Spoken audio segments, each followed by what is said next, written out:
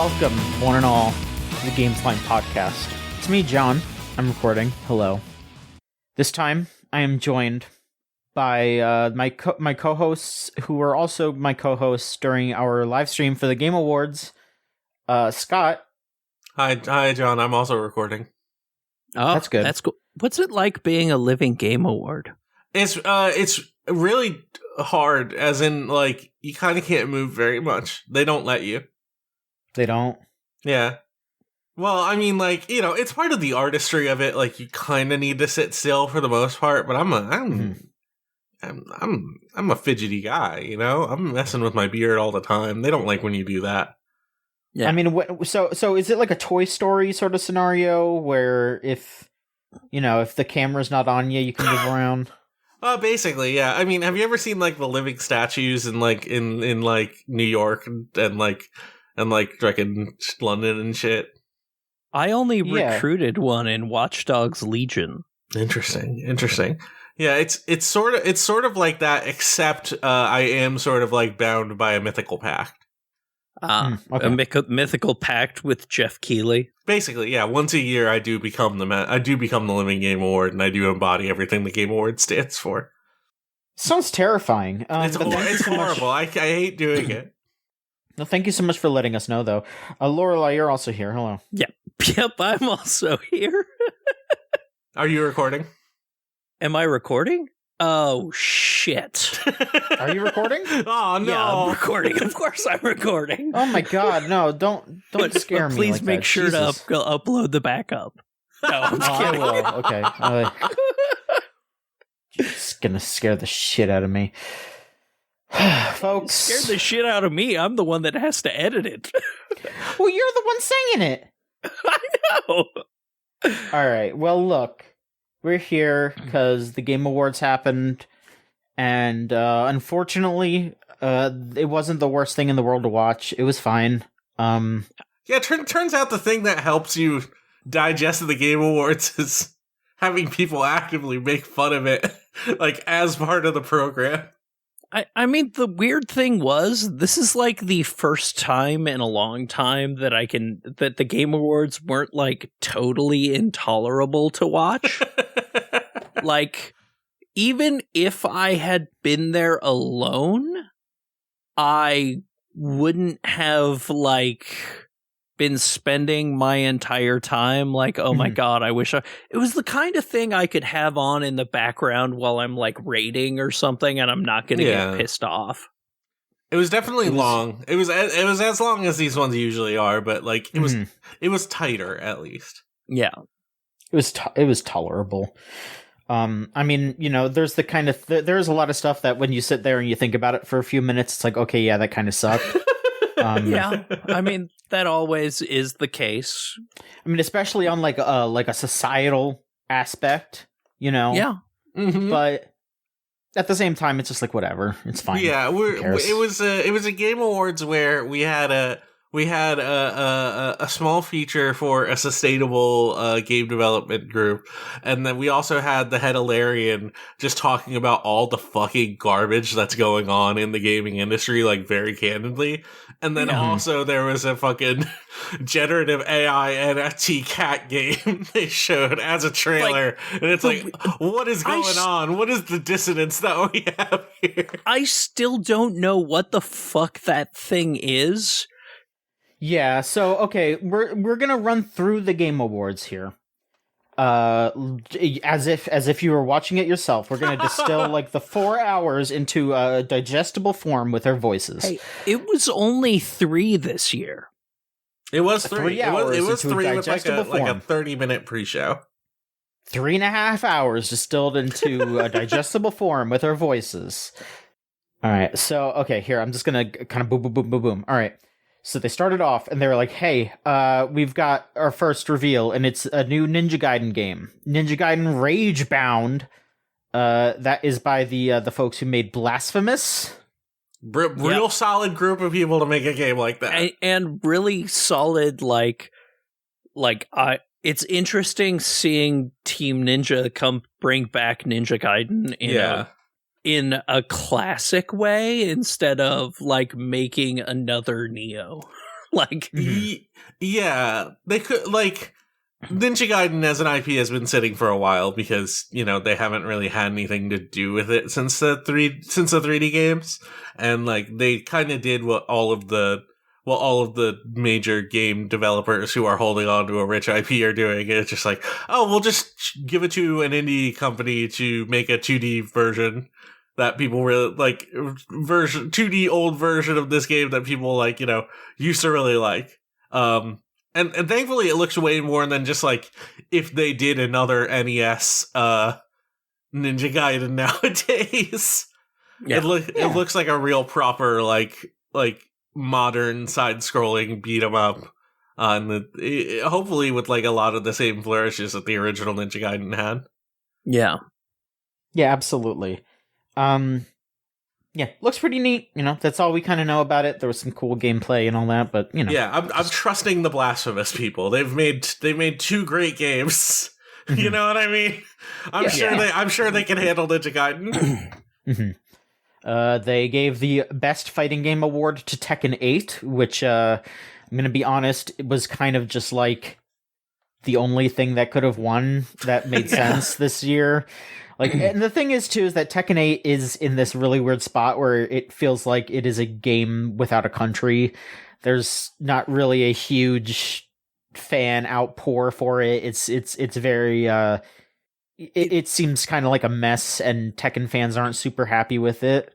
Yeah. But it was also probably the best fighting game that came out this year. Well, I mean, you know, like Grand Blue versus Rising did come out like in between the Game Awards and now, and that was up for the award, but the average gaming press isn't going to vote for that. Oh yeah, not going to vote. They're also not going to vote for like Under Night 2 because that also came out this year.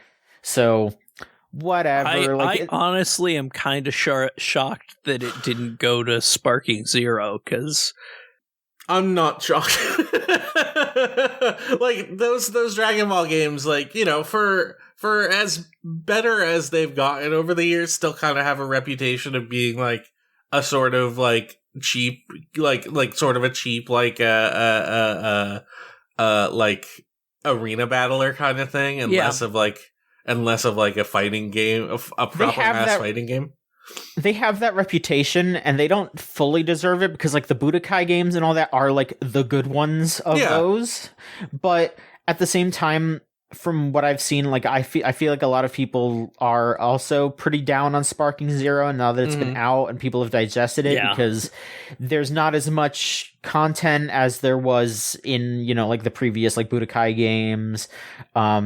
You know, there were like a ton of like what if scenarios and like story modes and all that. And there's some what ifs here and there, but it's nowhere near as many as the original.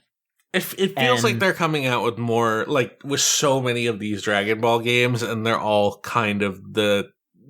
kind of the same. You know what I mean? I mean, it's diminishing returns that they can't just keep. They have to just keep making the same stories over and over again because there's only so many bits and. You know, they just did a bunch of cool what ifs, you know, like they were like, oh, hey, what if, you know, they stopped Cell before he became perfect? And, you know, what if, you know, Goku didn't get the heart virus or whatever? Like they had a couple of, or like, what if Piccolo got stronger here instead of here? They did a bunch of cool stuff like that, but not as much as the old games did. Nowhere near as much. And there's also just a sort of a bad taste in their mouths because they tried to make it a competitive game too this time for some reason. Yeah. And almost immediately that fell on its face because there is like a competitive community for those old Budokai games, but they really fucked up this past time because they made it so androids could do like dashes without spending any meter, and so the meta pretty immediately just became people playing as Dr. Gero and just dashing constantly and not actually fighting. Like there's a really dumb looking video of a grand finals for their recent tournament, and it is literally Dr. Giro, just like two Dr. Giros just going up and down in front of each other, and it got so boring that it just cut to the commentator sitting there and talking, because that was more exciting than the actual gameplay. Right. So it became Smash Brothers. It was like that it was last like the Smash Bayonetta 4 Smash thing. Brothers. Yeah. Yeah, it was kind of like that. And but then the worst part was that those players that were in the grand finals got their prizing stripped from them because they did that, which there was no rule against it, but because it made them look bad after the fact, they got their prizing stripped, when it's like they were playing optimally. It was Bandai Namco's fault for not patching it. Like that was the optimal choice in that scenario. You have to fix it, not them. You do. Yeah. It's your fault because you need to make the game better. So, yeah, I think that's stupid. But yeah, I think that Sparking Zero just has a kind of a bad rap right now, I would say. But I mean, yeah, that's the thing. Tekken's the only one that really makes sense right now, I would say. Tekken is. It's such an interesting thing too, because the Tekken World Tour also just finished up, where you just had multiple players coming out of it going, "God, this game is dog shit," and I think Tekken is in a weird place. I think we talked about this a while ago, or it might have been with another group of friends, which because they are only competing against themselves right now. They have no real need to like really improve fully anything or get everyone excited, because, and we will get to that. So yeah, so let's just go on here. Yeah, we got a lot of TGAs. We gotta move. Yeah, all right. There's a trailer for a game called One Move Away, which was just a game where you packed up your car when you're moving. I thought it was just going to be unpacking, but if it was Unpacking 2, Packing, that would have been pretty good. They had a new trailer for Slay the Spire 2. Good for them. Honestly, good for them. Yep. They're doing it again, baby. They're doing it again. Best VR game was awarded to Batman Arkham Shadow. I genuinely don't think anyone cared. It's like all of the things there were just like, oh, it's a shooting gallery game. And I heard that Metro Awakening game is actually pretty good, but like, I didn't fucking play it. I don't know anyone who did. Like, I have friends who like loved Arkham Shadow, so sure. I can't really be mad. Hey, other than I just don't want WB to win anything.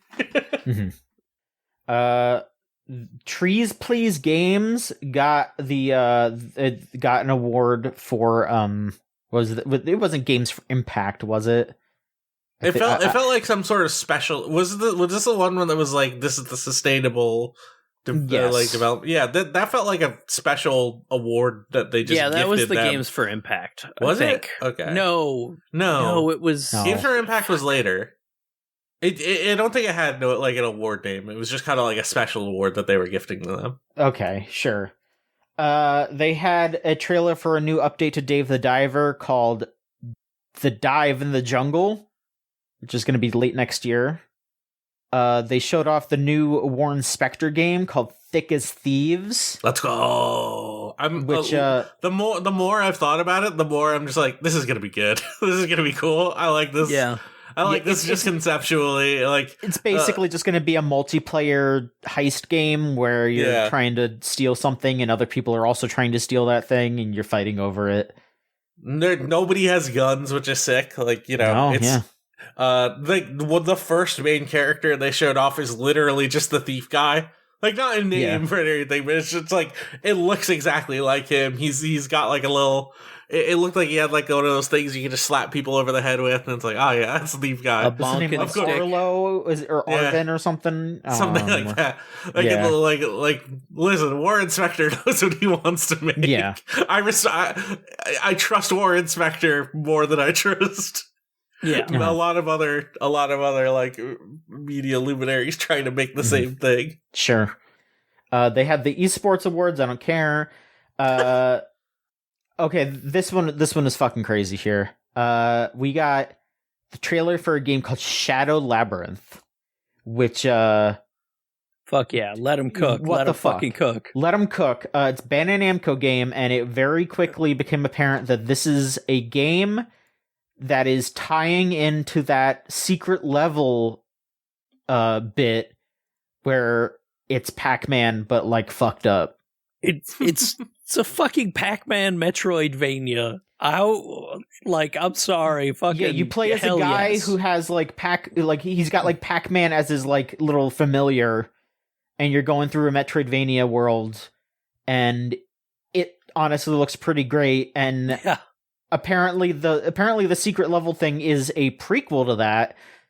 So I guess I'm gonna have to watch at least that bit to find out what the fuck is going on. I don't know. From friends of mine who have watched that, they were just like, okay, some of the things were like okay. The only one I would consider good was that one. So I've also heard that the Mega Man one is pretty decent too. Like I don't know. I haven't watched it, so I'm not going to give like a full I heard this, and this, because that doesn't matter. But it sounds like it's not as bad as people thought it was going to be, but it's still pretty boring. It's still conceptually, it's like this is the Pac-Man episode of Secret Level, and we've made it like super edgy and stuff. And it's like I understand where people came from in terms of like. What are people even fucking doing when it comes to this stuff? Why are we just kind of making the same slop over and over again? This fucking love, death, robots, like same kind of garbage, over and over again. But it's like, if you're gonna take that concept and then like actually cook on it with a game with exactly. made by people who have the chops to make a good game like this, who 100%. who have really interesting inspiration behind like trying to make a new sort of Pac-Man game, that's like, okay, all right, I respect that. And they aren't just like if it was called Pac-Man, I'd be like, right. What the fuck? There's almost zero indication that it's a Pac-Man thing just on the surface, other than just like you're being followed around by a Pac-Man and there's a little Pac-Man in the logo. It's very like it's something I like seeing happen. It's a thing like it's in the same Venn diagram as like Final Fantasy Origin Stranger of Paradise, exactly. Where it's just like, we're just gonna let these guys cook with our IP that we don't really like know what to do with right now, other than just make 100 variations of the same classic formula. So let's just let them cook. Yeah, we'll see how it goes. I saw that it has some people on it who worked on Kirby and the Amazing Mirror. Mm-hmm. Which I like. Then they had a trailer for a Steel Paws game, which I guess is like a Netflix cartoon, but it's being made by fucking, oh my god, what's his name? Oh my god. Steve? Yu Suzuki. Oh! Yeah, that's not Steve. Which is very, that is not Steve. But it's very weird, and also Yu Suzuki kind of just has like such a weird pedigree now. Because it's just like, oh yeah, he made Virtua Fighter, and it's like, okay, but what did he do last? Air Twister? That was also like a weird mobile game. This is also a mobile game. All right. What? I'm trying to think, because I know he has made stuff like... I don't fucking know. Yeah, let's keep it moving. Yeah, let's just continue. Neva won games for Impact. So there, yeah, that's the games for Impact. Heard it's good. No, don't know a single thing about it. They showed off more of that Tales of the Shire game, and they kept talking about fucking cozy games, and I was like, can you please leave me alone? I don't want to hear this shit anymore. We're sick of it. We're over it. Very sick of it. They had a trailer for a game called Stallcraft X Operations, which looked like a Roblox minigame, but it wasn't. I guess it was just some kind of like shooter PvE thing. Yeah, so Stallcraft is sort of like it's sort of based on Stalker. Oh. So it's like it's this Stalker inspired like PvP like crafting game. It's interesting. There's sure. ideas there. Okay. We've also got this game looked. I don't want. I'm gonna be mean here. This game looks stupid. They had a game called Midnight Murder Club, where all it was like, oh, you're in this mansion and you're trying to kill each other and you have guns and you're just kind of wandering around shooting each other. And there wasn't really any like major gimmick to it other than that it was very dark. Yeah, I thought it was going to be like an Among Us or something, and then it just turned out to be a 3v3 shooter with the Doom 3 flashlight. Yeah, I can like sort of respect what they're going for, because I think like any kind of like multiplayer thing with limited information is more inherently interesting than just like just like conceptually as like any like normal shooter game nowadays, any like normal arena shooter. So you have this idea of like, okay, we don't know who's shooting who or where, or like who's coming from where. I don't know where someone is. They don't know where I am. Like there's open comms, so like people can talk to each other. But you know, it all depends on whether or not that works on a conceptual level, or whether it's just going to be like people are just going to constantly be shooting things. Like it depends on like what are the sub objectives of this, right? Like what are like are characters on certain teams and you need to make sure you're not killing people on your own team? Are like, is it the sort of thing where it's like, okay, we need to work together until we don't work together? Who knows what that looks like? Because all we've seen is just like a trailer with like fake team speak where people are just kind of like shooting different colored bullets all over the place. Yeah. So I think we'll have to see more, but it's like, I'm not excited for it because they announced so many things. You know what I mean? This probably wouldn't be like the first thing I would jump at, but it's like, you know, if a group of people came to me and said, "Hey, we're gonna play this. Do you want to come play it?" I'd probably play it. I'd give it a shot. Yeah. Innovation and Accessibility Award was won by Prince of Persia: The Lost Crown, and that is so fucking true. Yeah. It's also fucking tragic that didn't that team get shut down? That team was one of the ones that got shut down like almost 6 months ago, like a few months ago. I mean, from what I've seen, it wasn't like they fired everybody. It was just like they moved them to different games. God, that game is phenomenal. And yeah, like I mean, it's a bit of a shame that, you know, it doesn't seem like they're gonna just make a sequel immediately, but you know, those talented folks are at least working on more games. Let's see here. There's a game called Kyora by the people who made Core Keeper that I just thought was Terraria.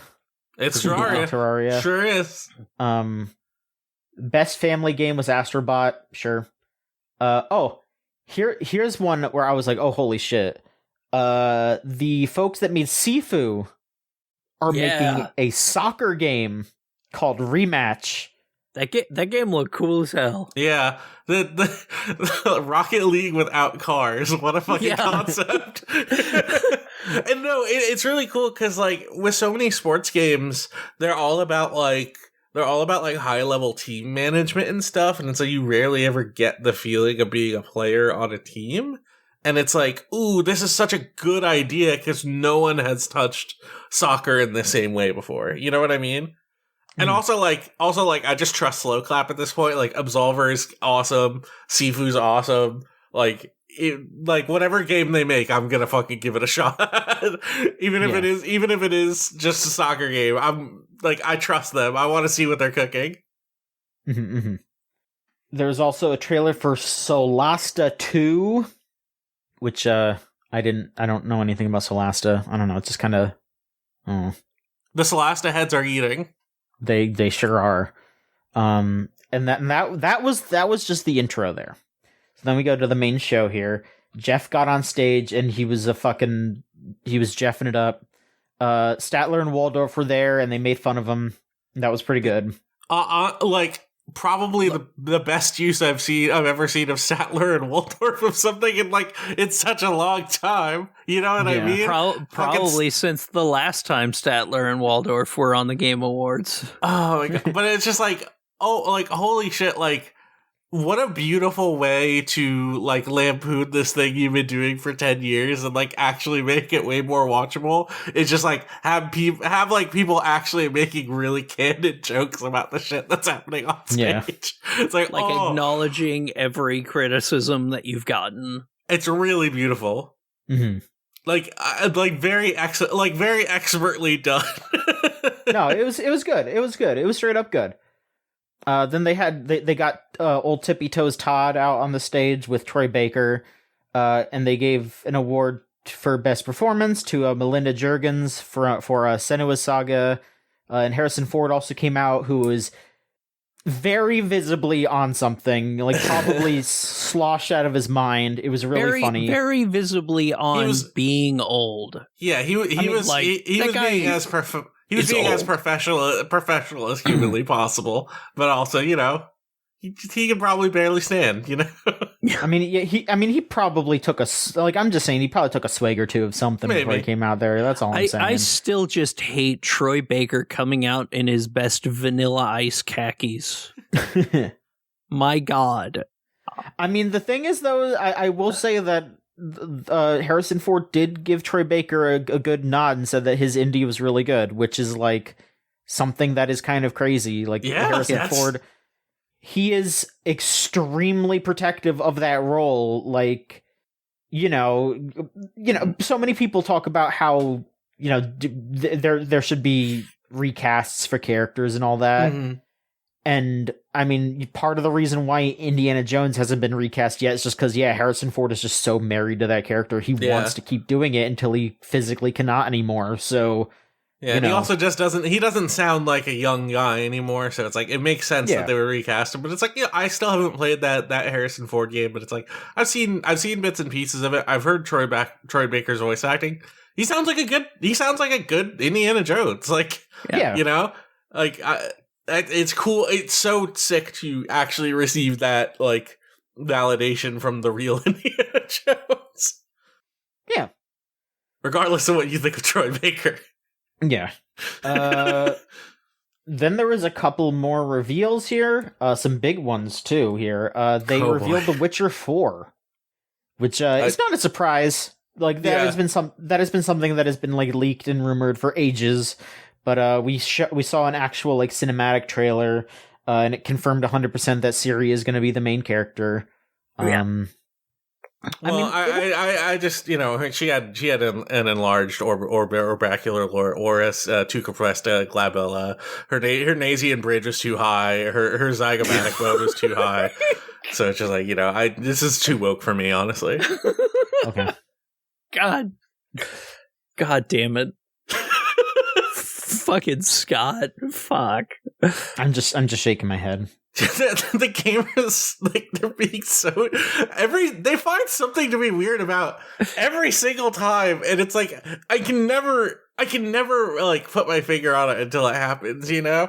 I mean, that one you could immediately know it was going to happen. It was a woman with a scar on her face. They need to find something to latch onto to continue to be relevant. That is all it is. But it's Ciri from Witcher, like from Witcher 3. It's just she's just like a little bit older, and like the graphics are more realistic. So it's like everything kind of looks like a little bit more Uncanny Valley. And it's like, what are you people fucking doing? I can't play as a female character. I just can't connect. Fucking. They just no, it's not even that. I want to just kind of shift this concept a little bit, because I think yes, there is an aspect of it that is just like hentai brain, but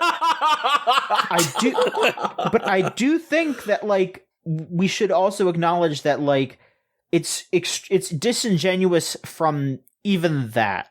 Because it is just grifters latching on to the next thing so they can continue to be relevant, and then dudes with zero personality latching onto that because they need to have something to fight about online. It's the grifter circle jerk, and it is constant. It is one guy makes a video, one news place goes, gamers are angry about Siri being the main character, and they link like one Chud's video that has like 50 views, and then suddenly that expands out into the Chudosphere.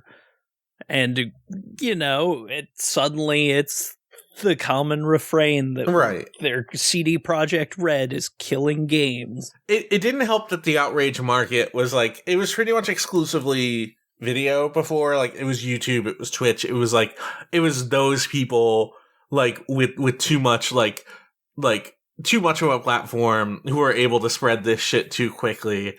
And it didn't help that, like, Twitter started also like like rewarding people for posting that, you know? It's one thing when it's a video, because, like, you know, if you see a dumb video, you're not gonna watch it, and it's like, you know that the people who are watching it are all fucking stupid. Yeah. But now because because that sort of like outrage bait posting is encouraged and actively rewarded, that becomes the default style of post. And now we just see that shit way more frequently than we would before. And it's like, and stuff too, where it's like removing the ability, like when Grum's blocked me, that was nice. I don't ever have to interact with this person ever again. But now, unfortunately, ever since they changed the way the block system works, his posts just start showing up again. And it's like, well, I guess it's over for Twitter, you know?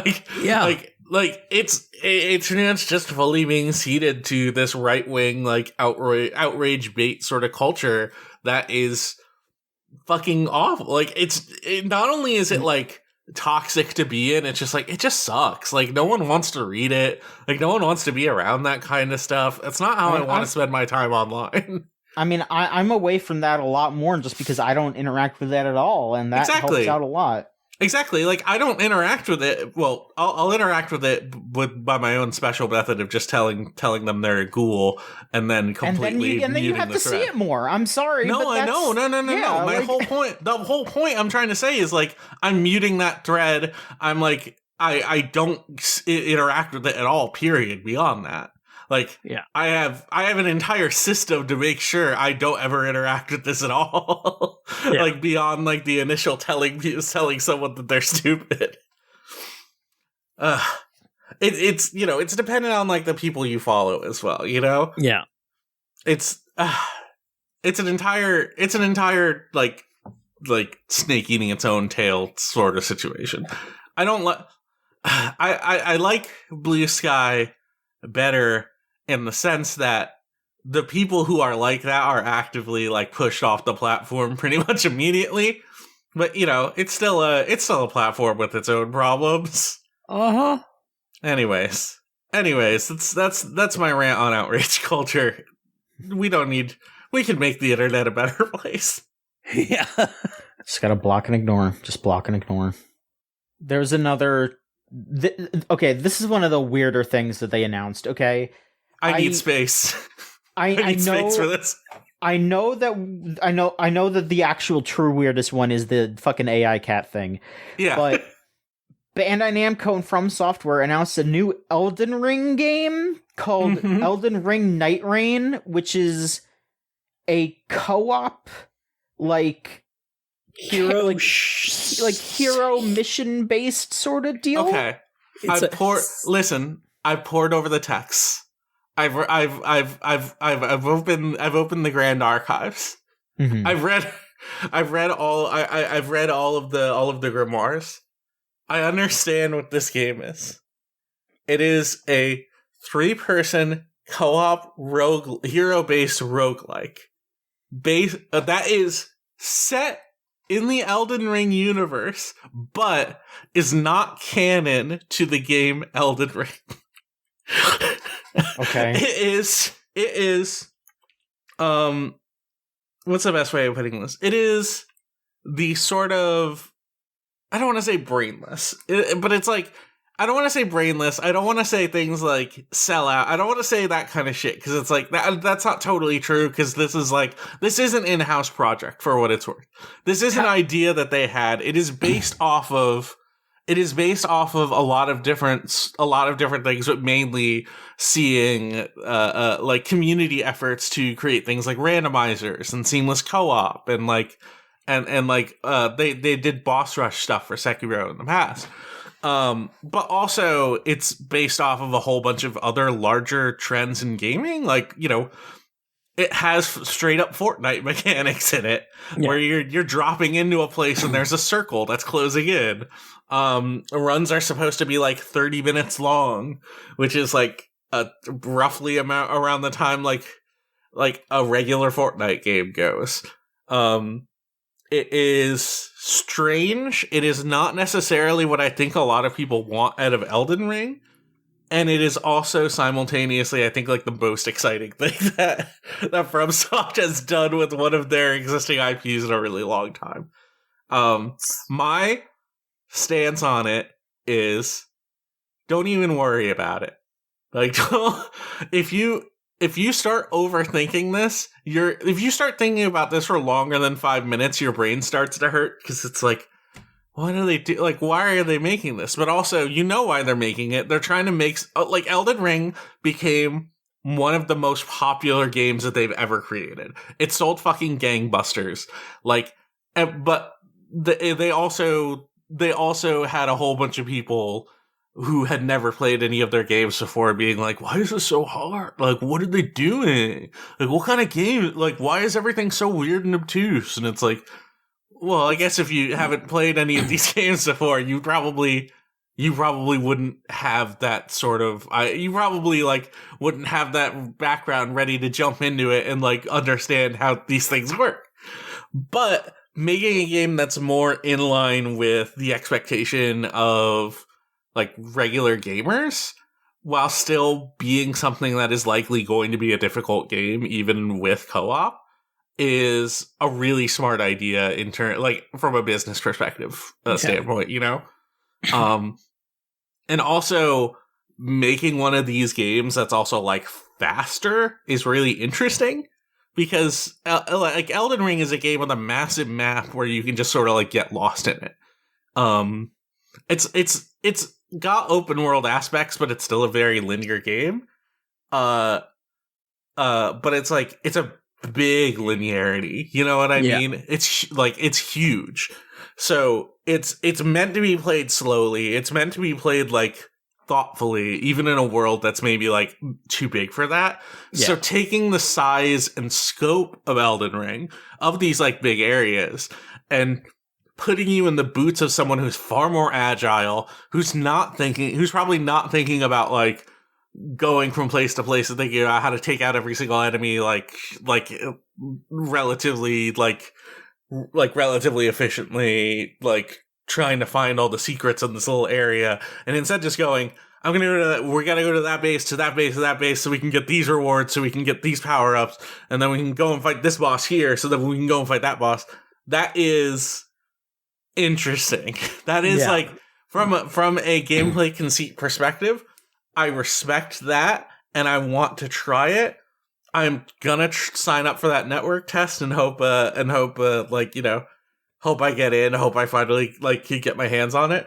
But also, as someone who has played these games for so long, I know there's gonna be an aspect of it where it's like, I can't, like, I'm probably not going to enjoy certain things about it as much as I enjoy just like the regular games that they have.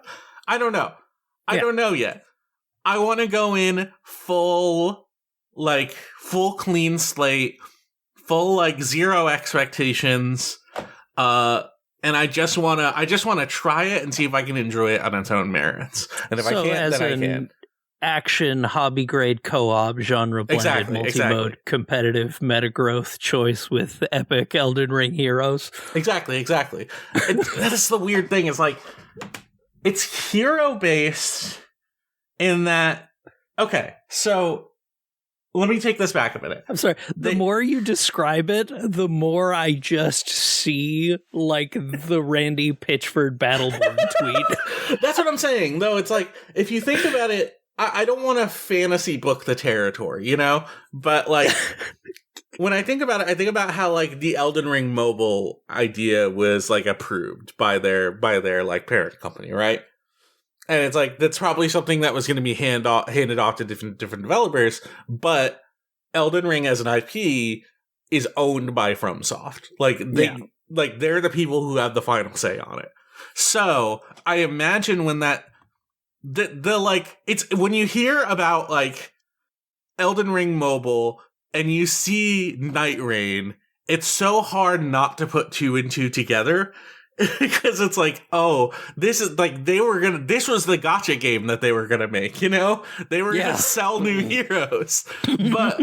But like, you think about it in those terms, and it's like, okay, I can easily see a situation where this project gets approved, and FromSoft is like, we're not fucking making that. Like, no. You're not doing that with RIP. Give it to us. We'll turn it into something different. It's still gonna be what you want, but it's gonna be like something more like within what we want to do.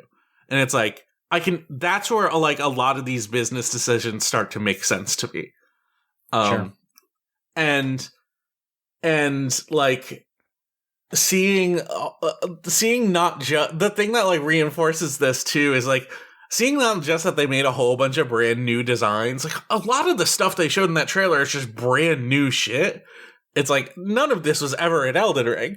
The first time you see an enemy that was even like in the original Elden Ring is just like way too deep in the trailer. But like, you also like, they're also very clearly including bosses from older games. Like, the Centipede Demon is in that trailer. Straight up, the Nameless King from Dark Souls 3, one of the most important bosses in that entire game, is in Night Rain. He's just there, don't worry about it. He's just there, and it's not like a reskin of him or anything. No, it's just the same exact guy. It looks exactly like him. It's like, what is going on here in terms of like, are they leveraging the Dark Souls IP for like to do like newer, crazier stuff? Like, there's I when I was like reading interviews and stuff, it sounded like this is something that they wanted to keep secret. Like, they didn't want people to know that there was going to be Dark Souls stuff in this. But like, you know, it kind of became like something more and more people kind of couldn't ignore. Especially when you put the fucking Nameless King straight up, you see him, he's there in the trailer. So this aspect of it where it's like, okay, there is a multiverse aspect to this game specifically that's going to include stuff from other FromSoft games. Like, they show a character using a weapon that's very similar to the stake driver in Bloodborne, but I can imagine like straight up Bloodborne enemies and characters and stuff, and like Demon Souls stuff probably are not going to be in this game because the IP for that is owned by Sony. So if we're going to see anything cross universe, it's going to be Dark Souls and then also maybe Sekiro. Which is another weird one because Sekiro is set in Earth, Japan, you know? So what does that mean for the universe stuff? Who cares? It's all an excuse to just put like the bosses from these different games in this world. And then like, what if the battle pass comes out and it's like, oh, you can play as fucking Slayer of Astora, you know what I mean? Like, oh shit! Oh man! I can be Wolf from Sekiro. Oh fuck! They've already shown a grappling hook in this game, you know? Yeah. Like, they've shown the parrying, the deflect stuff from Sekiro in it too. They're trying to make a faster action game the same way Sekiro is. It's a crazy prospect. It's a crazy prospect that I hope is cooler than it is sort of like mind-numbing. You know what I mean? That's basically where I'm coming from with it. And it's like, I'm fully turning my brain off when I'm approaching this and hoping I have a good time. Yeah. Sure. And they announced Final Fantasy VII Rebirth's coming to PC, which again was not a surprise, but no, nice to have the official confirmation there. Black Myth Wukong won Best Action Game, which we'll be getting back to. We'll be getting back. If you're gonna give it to one of the Gooner games, it should have been Stellar Blade. That game actually is fun. Are you calling Wukong a Gooner game? Yeah, I was gonna say that's not a Gooner game.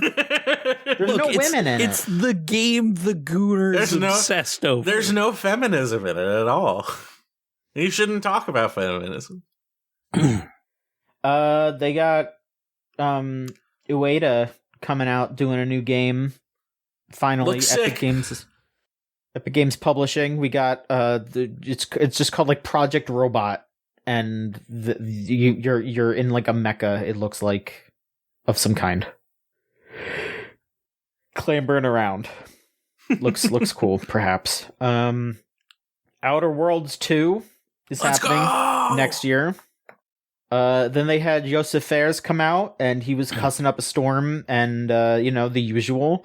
But then they announced the new game from his studio Hazelight called Split Fiction, and I think it looks really cool. It is one of those co-op games where you're controlling two different characters, and the gist of it is that you are they are both authors who are it's in like the quote unquote near future sort of thing, and they are put into like a device where they can they were put into the learning AI that's going to write their story for them. They were put in the large language model. Yep. Pretty much, yeah. It's going to probably be like an anti-AI thing, but it's basically they get put into a machine that's supposed to like help them write create their new book. And they accidentally get put in the same pod together, which is not how it's supposed to work. And one of them is a sci-fi author, and one of them is a fantasy author. So the worlds are kind of like smashing together, and you're playing through like, oh, here's like a level where that's more sci-fi themed. This level's more fantasy themed. And it looks pretty cool. It looks really cool. It looks like they're doing the Hazelight special, the two characters, two players, same screen thing, and like they're really putting their pussy into the gameplay aspects of it. Which all of these games, like Brothers, like A Way Out, like they're very self-serious, but they have silly aspects to them. And in terms of like, okay, we understand that the gameplay inherently is ridiculous. And like, even if the stories themselves, even if the narratives are are pretty dark and they're dealing with heavy topics, we still recognize that part of this is ridiculous. So it's like, you get stuff like the basketball mini game in A Way Out, it's so inherently stupid, but they recognize it. And they're still having fun with that. And I respect that aspect of their game so much. And it's like, this feels like a game where they're leaning so much more into that than they have their previous ones. I mean, they did show a scene where you played as hogs who get turned into hot dogs, and you have to play as the hot dog and roll around on a grill to get cooked evenly. There you go. Yeah, they're having fun with it. Okay. All right, so here's something that I think is worth discussing here. They did not do I guess they have decided to not do that whole future class thing anymore. Instead, they changed to the TGA Game Changer Award, which they gave the first one to Amir Satvat, who is a guy who posts on LinkedIn and runs an Excel spreadsheet about games jobs, because it is a lot of more than an Excel spreadsheet now, right?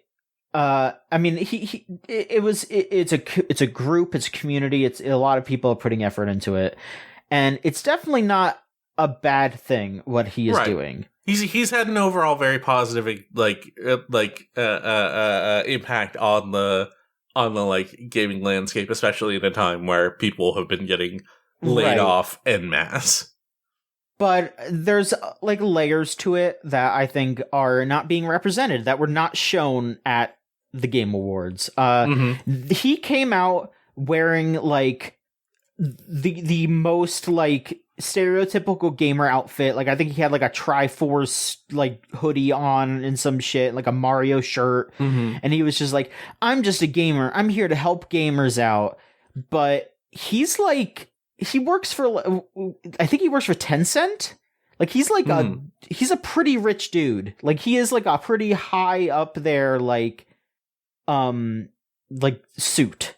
And he also often will funnel people who are in these like LinkedIn groups, in these like this community, into like seminars that you have to pay for and shit like that. It's just like, oh, there's a little bit of a layer here, you know, where it's just like, there's perhaps some motives that were not being presented, and they were not presenting him as who he is. He is not just a game fan who wants to help, you know. This is a guy with specific motivations to be doing what he's doing. And again, I don't think that he is like completely evil, but it's definitely something. Well, at least I don't think he is with the information that I've been given right now. I will say that. Sure. But it's definitely just one of those things where you have to take all that information into account and say, hey, this guy, you know, is helping people, but why is he helping people? Why is he like what? Yeah, in what ways is he helping people? There's also the added layer too of this award replacing the future class, which the reason the future class got like nixed from this is because last year they wanted the Game Awards and they wanted Jeff Keighley to like actually take a strong stand against the genocide in Palestine, and instead of like acknowledging that, they just cut future class entirely. It's like, man, what a crass thing to do. It's one of those things where like I just wish that Jeff had not ignored it, because there's there's a conversation to be had where it's like, you know, this is a video game awards show. Like, is that something that is you know, appropriate to bring up out of nowhere, kind of? But, you know, there's the argument where it's like, well, like, why is it not appropriate? And you know, like that anyone with a platform have. that is not speaking about this is actively like, you know, not helping. Which I understand that motivation very fundamentally. Yeah, and it's a conversation to be had, and he just chose to shove it aside instead of like actually figuring out what to do, and just like letting people acknowledge it during like speeches or whatever. I mean, last year they were rushing through speeches and all that, and this year they did not. And like, instead of like, the only acknowledgement you got of it was some creatives coming up with a ceasefire pin on. Right. It's just, which sometimes that's like the best. Sometimes that's the best you can do, and there's also the aspect of it, and I'm not like saying this to defend Jeff Keighley, but it's like there's the aspect of it where like I'm sure there are people in his ear or like in support of the TGAs that like, you know, have Zionist motivations and like have a business incentive to keep working with Jeff.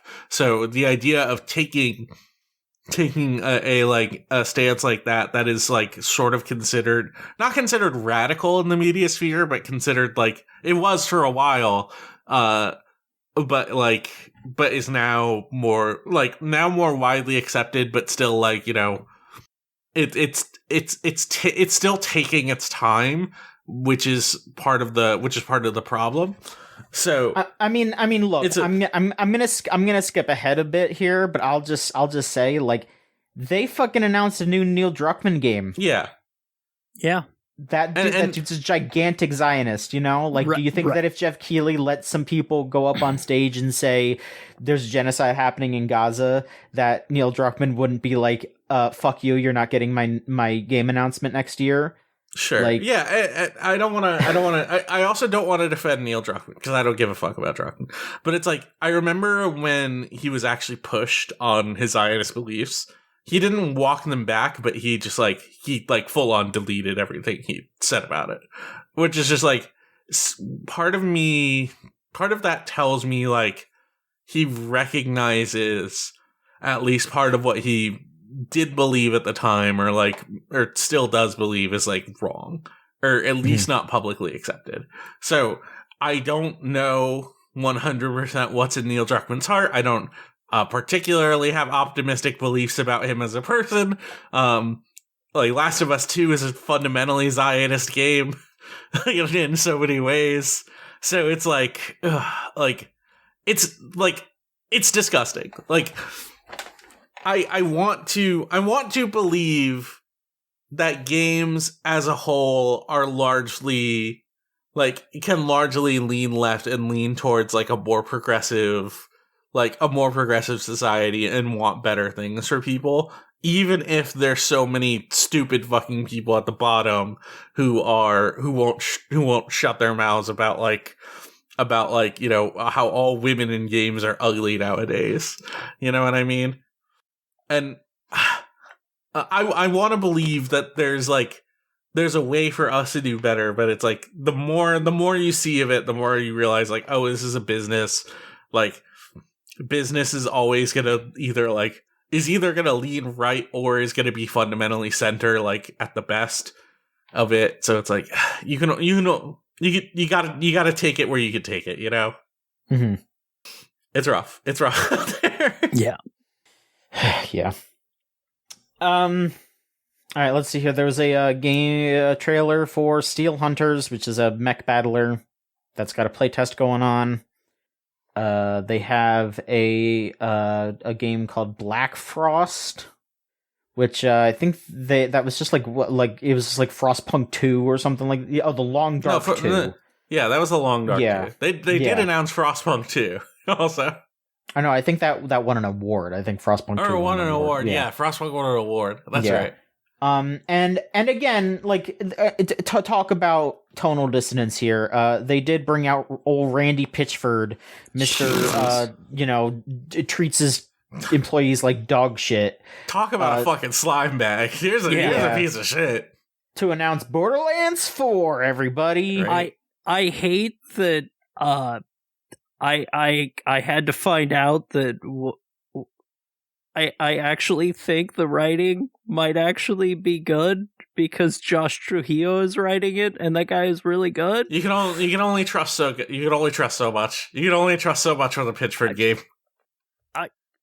Look, Josh Trujillo has worked miracles in comics, and I'm hoping you have to come in with low expectations. You can't hope. You can't hope I've for this. I've got low expectations. You can't My hope. only expectations are Josh Trujillo is writing it, so there might actually be a joke that makes me laugh once. It's Borderlands. You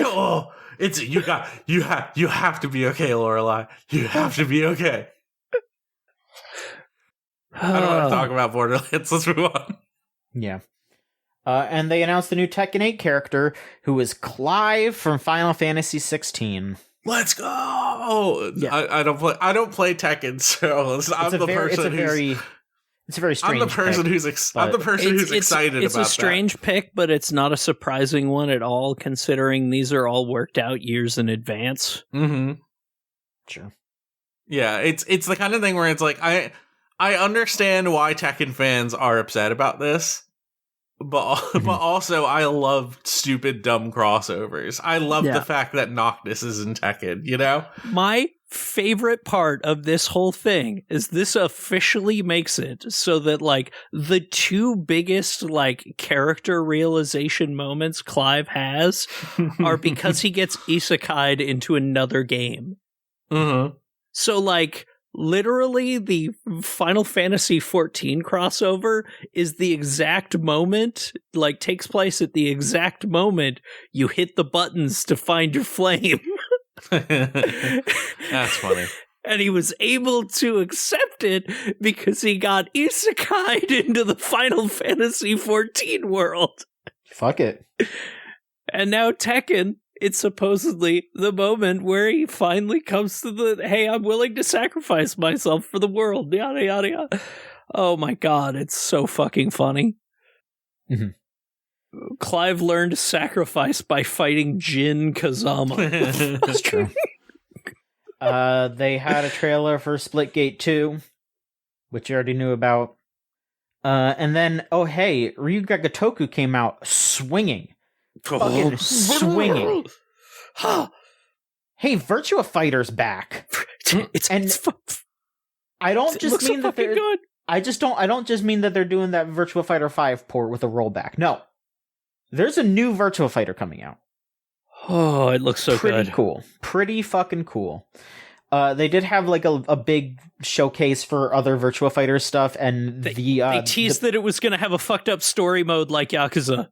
Yeah. And 5's beta is out right now. So you can play that online if you so wish. I have heard that the online is a little iffy though. I have been playing it. The online is not good rollback at this point. When you match up with somebody that has a stable connection, it is just fine. It is much better than playing Evolution on the PS4, which has no rollback. But when you get a bad match, I would much rather be playing delay-based netcode, because it feels like absolute dog shit.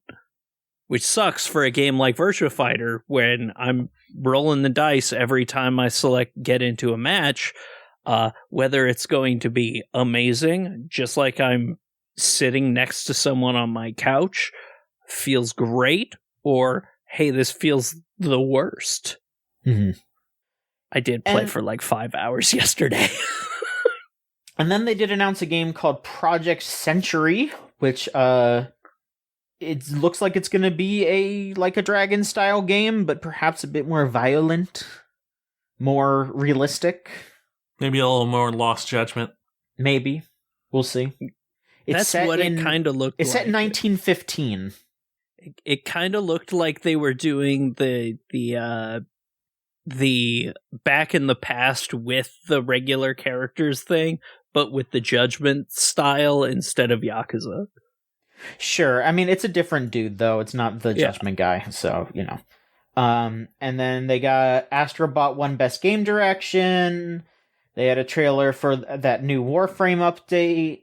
Surprise release date drop. It's out now. Yeah, it's out. They announced a new Onimusha. It's going to be out next year. Pretty crazy. Not a lot of info for that, but hey, a new Onimusha. That's pretty cool. They got that first Berserker Kazan game coming out. The Dungeon Fighter Online spin-off hour. Yeah, they also showed some other Dungeon Fighter Genshin that looked like shit. Whatever. Best action adventure game was Astrobot. Best RPG was Metaphor. Content creator of the year was Queso, which is fine. He's pretty funny. Everyone wanted Pekora, but Queso is the most normal pick. You know, it's fine. he seems chill. Best sports game was EA Sports FC 25. Best ongoing game was Helldivers 2. You missed a couple earlier awards. There was most anticipated game, Grand Theft Auto 6. Oh, you're Best right. multiplayer, Helldivers 2. Best community support, Baldur's Gate 3, and best art direction, Metaphor for ReFantazio. I did want to talk a little bit about the community support ongoing multiplayer thing, because it's they're all sort of, I mean, multiplayer itself is definitely could just be its own category, but it's there's this thing where ongoing and like what's the difference between ongoing and community support, right? Like you can make arguments that like, okay, Baldur's Gate 3 had good community support because it's like they added a whole bunch of really cool updates this year. They added the entire like modding system. And it's like, you know, that's not something that Helldivers had, but it's like it did have like a really tumultuous year where they turned around some of the worst press you could possibly have into eventually like fighting for not having like PSN naming on Steam and then like releasing a whole bunch more like cool updates. So why is ongoing an award typically for games that are like, you know, at least from our perspective, when we do this sort of award, is like these are games that like usually have come out years before and are still going and like they're still going strong. So why is Helldivers a game that came out this year? Why did that? It's essentially best live service game. Yes, is what it should be called. But they couldn't because last year they really wanted to give it to Cyberpunk for some reason. I honestly, the community support for Baldur's Gate 3 makes no fucking sense to me because the entire thing about community support is not updating your game. It's literally It's literally an award for your PR people. Right. It's a stupid name that doesn't make sense for the category. Like it's actually awarding. A lot of that's sort of the whole thing with the Game Awards is like a lot of the picks like just sort of don't make sense, or a lot of the awards themselves they either seem redundant or it's like they seem to exist just to give something an award. And it's like I don't like when it comes to something like this, I don't understand why these are separate awards. I don't understand the distinction that makes them different. Other than they wanted like this has existed before. Like these two things existed before this current Game Awards, but it's like it feels like they wanted to award both Baldur's Gate and Helldivers, you know? Yeah. Mm-hmm. And it's really, it feels strange. It feels strange in a way that's like, I don't understand it. I can't wait until I can finally sit down and play Baldur's Gate 3 fully to the end once they finally finish it. The other thing about like ongoing from its like sort of definition of like live service game that's still going beyond like the time like people would normally play it is like, if it was like that category other than that was like, oh, it's Final Fantasy 14, it's Destiny, it's like, you know, it's literally all of the games that it would be every single year, you know? It's the same games every year. So it's like, of course they would want to give it to something different, something fresh that like actually had a really big impact this year. I'm still actually kind of shocked that World of Warcraft didn't get a nomination because they've actually had good PR and updates this year. Yeah. Like, they finally have a community that's happy with their game, and they're getting nothing for it. I see people, like, regularly playing WoW Classic. It's strange. I see people regularly playing, like, current WoW. Like, yeah. I still plan on jumping into it with Franny sometime, and just, like, because I want to see why people are talking about it being good. Mm-hmm. All right. Okay, let's see here. They got the new game from the Overcooked folks, Ghost Town Games. It's called Stage Fright. It's going to be like a co-op, 2-player puzzle action game, sort of. They have a Game of Thrones game that feels very late because it's explicitly Game of Thrones, the show. I don't know. It seems a little late here. Monster Hunter Now has the Season 4, Double Dragon Revive, that's a new Double Dragon game coming out. There is gonna be a solo leveling game, which everyone was like, what the fuck is that? Yeah, solo leveling really came and went. That is an anime that nobody fucking cares about anymore. That's crazy. Are we excited about bringing back our worst game of 2020, worst game award to 2025? Maybe. Well, here's something here. So I didn't know that this game is a like a spiritual, not like a spiritual successor. It is just like a sequel to a very old game. Screamer. It was an MS DOS racing game back in 95. What a weird thing to make a sequel, like a spiritual sequel to. I thought it was going to be like a new Tokyo Extreme Racer. I mean, we are getting a new Tokyo Extreme Racer. That is something that is happening. But no, it's like an anime style game here. Very, very weird that they are just randomly being like, oh yeah, no, here's a new one. Well, so there's that. They got the fucking Last of Us 2 on PC.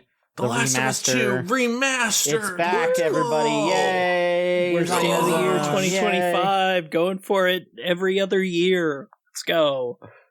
And Fallout got the best adaptation award. Yeah. After finishing Arcane, I still think that was better, but Fallout was good. Insane. It's insane that like Arcane had such a huge season in this game, and and this show won. I am a staunch critic of the Fallout TV show. I have been pretty outspoken about it. I think it's okay at best, and then it's like you look at all the other stuff that's on this award, and it's like, oh yeah, no wonder the show won. Like everything else was hot garbage. Like I didn't watch that I don't know anything about that Tomb Raider show. Could be great. Could be really solid. Yeah. But it's like, oh yeah, no wonder fucking Fallout won. It's like a big budget like show that's like fun, and like there's like a whole bunch of funny bits, and it's like there's parts of it that tie back into the Fallout series that are like really interesting. But I also think like that show's a really bad adaptation of Fallout itself. Like it's a fucking like remake of like Fallout 3, Fallout 4-ish, Fallout 3 more so, and it tries to tie back into like the larger lore of the first few Fallout games, and it's like, and it does it by basically saying that those games didn't really exist. And it's like, oh man, what a weird like way to sort of like shift things. It's like it does all of the things that I really dislike about newer Fallout games. And it does all of them in the show. And it's like, I guess that makes it a pretty accurate adaptation of a certain type of Fallout game. But like, you know, the next season that has already been teased is like, man, I'm like not looking forward to that at all, because it's potentially gonna butcher some of the best like stuff that's ever been in the Fallout series. You know what I mean? Ugh. Yeah, because it's New Vegas, right? Yeah. I didn't want to say it outright, but they're good. They're going to New Vegas in that next season. Oh boy! All right.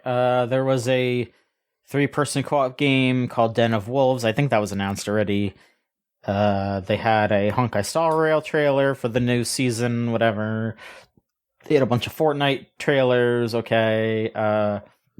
Best music was Final Fantasy VII Rebirth. Best indie game was Balatro. Best mobile game was Balatro. Let's go, Balatro sweep. Best audio design was Hellblade 2. Player's choice was Wukong because they had to cry about it. We'll get to that. The player's voice though one was like these are the games that are voted on by the players, and like 3 of them were fucking gacha games. Yep. They were gacha games because it is just generally accepted that if a game wins that, if a gacha game wins that, they'll get a bunch of currency. They'll give out a bunch of currency. So fucking funny. Yeah, it's crazy. They had a trailer for the new Mafia game, Mafia: The Old Country, that'll be out summer next year. play as Italiano in the old country. You know, if you want. Sounds good. It sounds good. Sure. Then they also like released the first 3 Mafia. Well, yeah, those last 3 Mafia games like all as one package as well. Right. Dispatch, which does look pretty good. It's like a bunch of ex-Telltale people making a game where you're playing as an ex-superhero. Basically, he had like an exosuit that was where he got his powers, and that broke. So instead of being able to be a superhero, he's just now a superhero dispatcher, and it's just like about the drama and his life and all that. Played by Aaron Paul. The rest of the cast are like seemingly mostly fucking YouTubers, which I'm usually not usually will completely turn me away from a game. But the trailer and the writing did seem pretty good. It seemed like it seemed pretty good. It seemed really cool. I do want to say the voice acting being largely YouTuber people does seem to sort of come around the same time that maybe there was a voice actor strike going on. That's true. So you know, of course they're getting like big name Aaron Paul and like, you know, other like, you know, other like actual actors instead of voice actors to voice it. I didn't even think about that. You're right. It's like, I can't fault them for that if that's like the sort of game that they were making and it's like this would have delayed development and they had to do things that were more creative, but also, you know. Yeah. Now also, hey, listen, I'm willing to give it a shot, you know? Yeah. Because they went out, they start that trailer by going, this is the people who made The Wolf Among Us, and also Tales from the Borderlands, the good one that you liked. It's like, all right, yeah, I did like that one, didn't I? I did like that game. I did like that one. I guess I'll have to try it. Then they gave Best Narrative to Metaphor. Sure. Yeah. There was a game called a game called Crimson Desert by Pearl Abyss, which I didn't really pay attention to.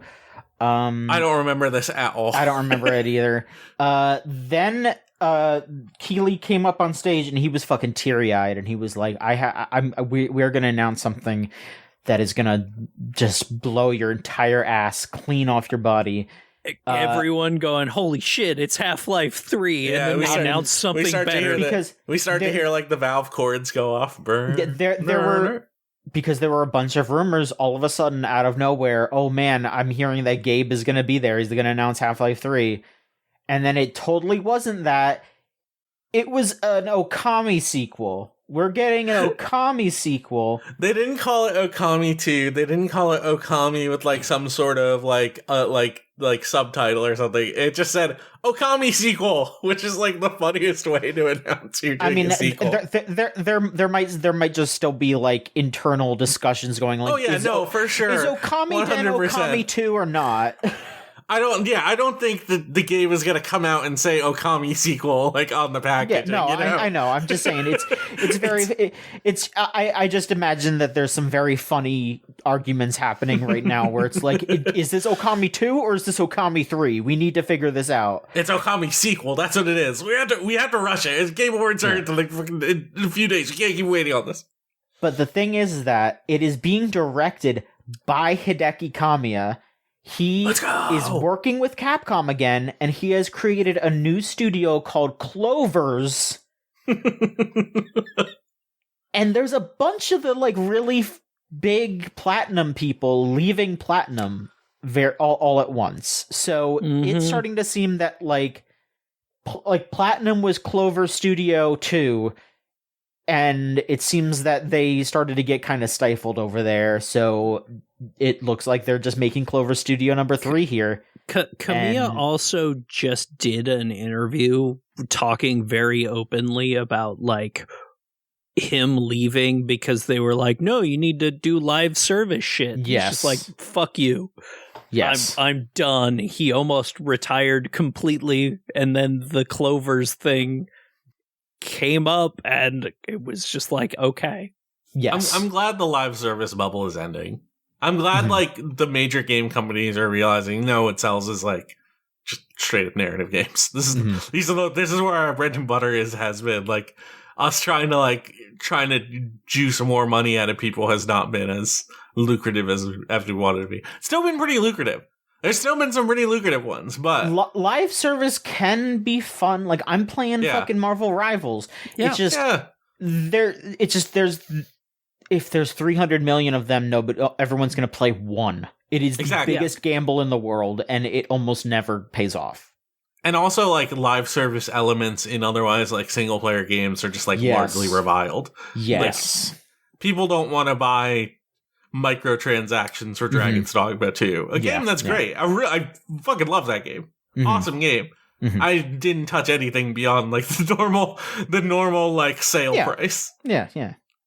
And then, as I said previously, there's a new Naughty Dog game called Intergalactic: The Heretic Prophet, which looked cool up until I found out that it was a Naughty Dog game and that Neil Druckmann was directing it, and now I don't care about it anymore.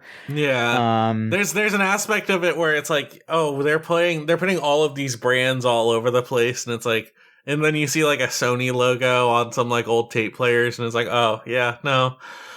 That's what this is. It's like you can sort of respect the brazenness of like hyper branding every single thing, but then it's like you see that the back of her like single person ship is like just labeled with a big old like Porsche logo, and it's like you just think Porsche is making like not luxury ships. Like what's the impression that we're supposed to understand here by like a Porsche branded spaceship? Listen, whatever. They very directly make like small visual references to Cowboy Bebop, and it's like they're trying to do a Cowboy Bebop style story. It's like, ooh, I don't trust Druck with that sort of subject matter. No. It's cool when Kojima does the product placement, and it's not cool when Druckmann does it, because Kojima is cool and Druckmann isn't. Kojima also knows how to be fucking tongue-in-cheek with it. Kojima product placement is like the issue of Irredeemable Ant-Man that got sponsored by Old Spice, so the artist drew an Old Spice thing as a hidden thing in every single panel. That's pretty good. And then had the character put it on the last page and then say it smelled like crap. There's an aspect to Kojima's product placement where it doesn't feel like someone has approached him and said, you need to put this in the game. It feels like this is something that he actively wants to promote. Like, he wants to promote the fact that Monster Energy is something that makes Norman Reedus regain all of his stamina. Yeah. That's why we have Monster Energy in Death Stranding. That's why fucking Regain is in Metal Gear Solid 4. That's why Snake has an iPod. It's like, this is all stuff. He wants these he's seeking out these brand deals. This is what he wants. I mean, the thing is that, like, Snake had that iPod because they recorded a podcast for you to listen to in the game. Like, that explicitly tells me, like, no, I want to make this real. I don't want it to just be like, oh, you just listen to it while you're playing. No. If you were going to listen to this in real life, you would be listening to it on an iPod. So Snake has an iPod. Like, yeah, that makes sense. You know, sure. I'm like, Metal Gear Solid 2 had a fucking like thug minigame because they wanted to do fucking a skateboarding minigame on Big Shell, and it's sick as hell. And unfortunately, you can't ever play that ever again unless you're on a PS2 and Metal Gear Solid Substance. But you know. Yeah. This is what they want to do. They want to do the monkey, the Ape Escape minigame in Metal Gear Solid 3. Yeah. Mm-hmm. And Astrobot won Game of the Year. Yep. Yay! Hell yeah! Suikoden won Game of the Year. Right. There's the main character from Suikoden 1 has an Astrobot. Oh. Oh, that means Bloodborne won Game of the Year. Let's go! Yep. Bloodborne's in it. Yeah, exactly. Let's go! But they just added a Gex Astrobot. Does that mean that Gex won Game of the Year? Yes, Game of the Year, Gex. No, it's over. Look, there's a reason they decided to remaster it. Oh, Game of the Year, Gex. I'm sad. Like I don't think anyone saw Astrobot coming as Game of the Year material. After I think playing when you think good. of yeah, no. I don't think it's a bad game. It's just the sort of thing where it's like there's an aspect to it. Like we talk about product placement in games, and it's like there's an aspect to Astrobot where you see them taking all of these IP, and a lot of it is like it doesn't feel like lip service. Like these are things they genuinely love, and they want to like try and recreate in some form because we haven't had a fucking new like Ape Escape game in forever. You know what I mean? And it's like, okay, they're trying new, like they want to create something that they know people like PlayStation fans are going to enjoy.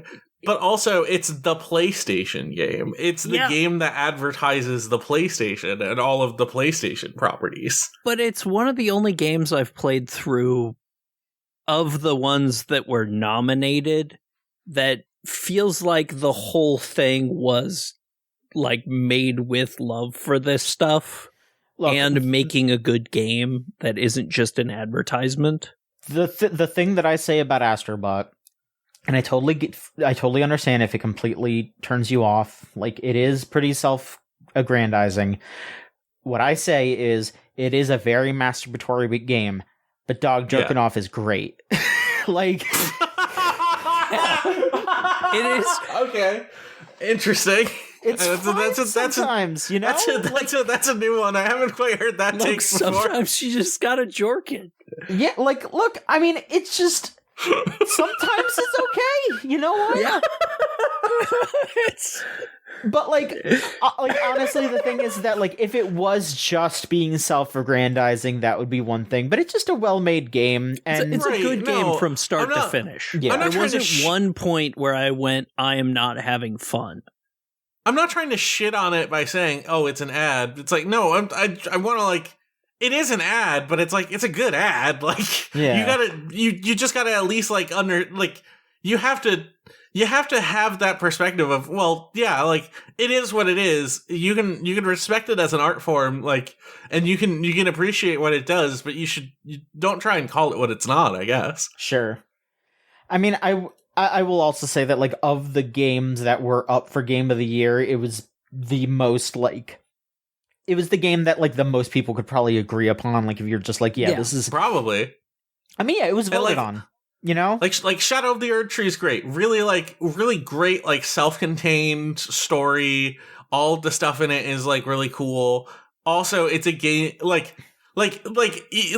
if you step back, like, even if you want to talk about, like, whether or not a DLC should be nominated, which I think a DLC, obviously it should.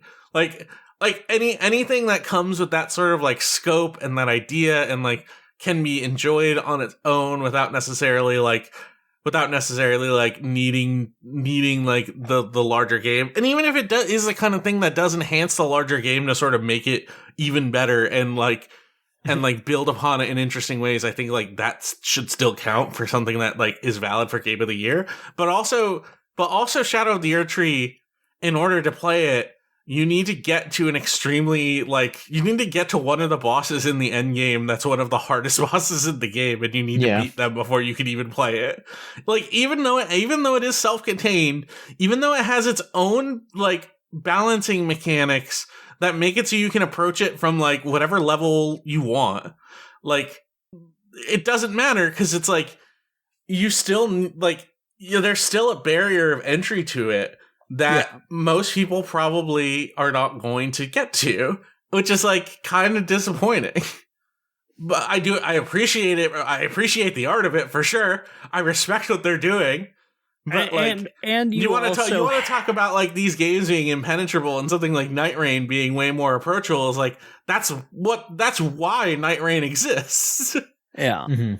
I mean, you also had the initial drop where everyone went into the DLC going, well, I'm so overleveled, this is going to be easy, and then got their ass kicked and complained about how hard it was for like the first like 3 weeks, and then finally realized, oh, when I actually engage with it, it gets a lot easier.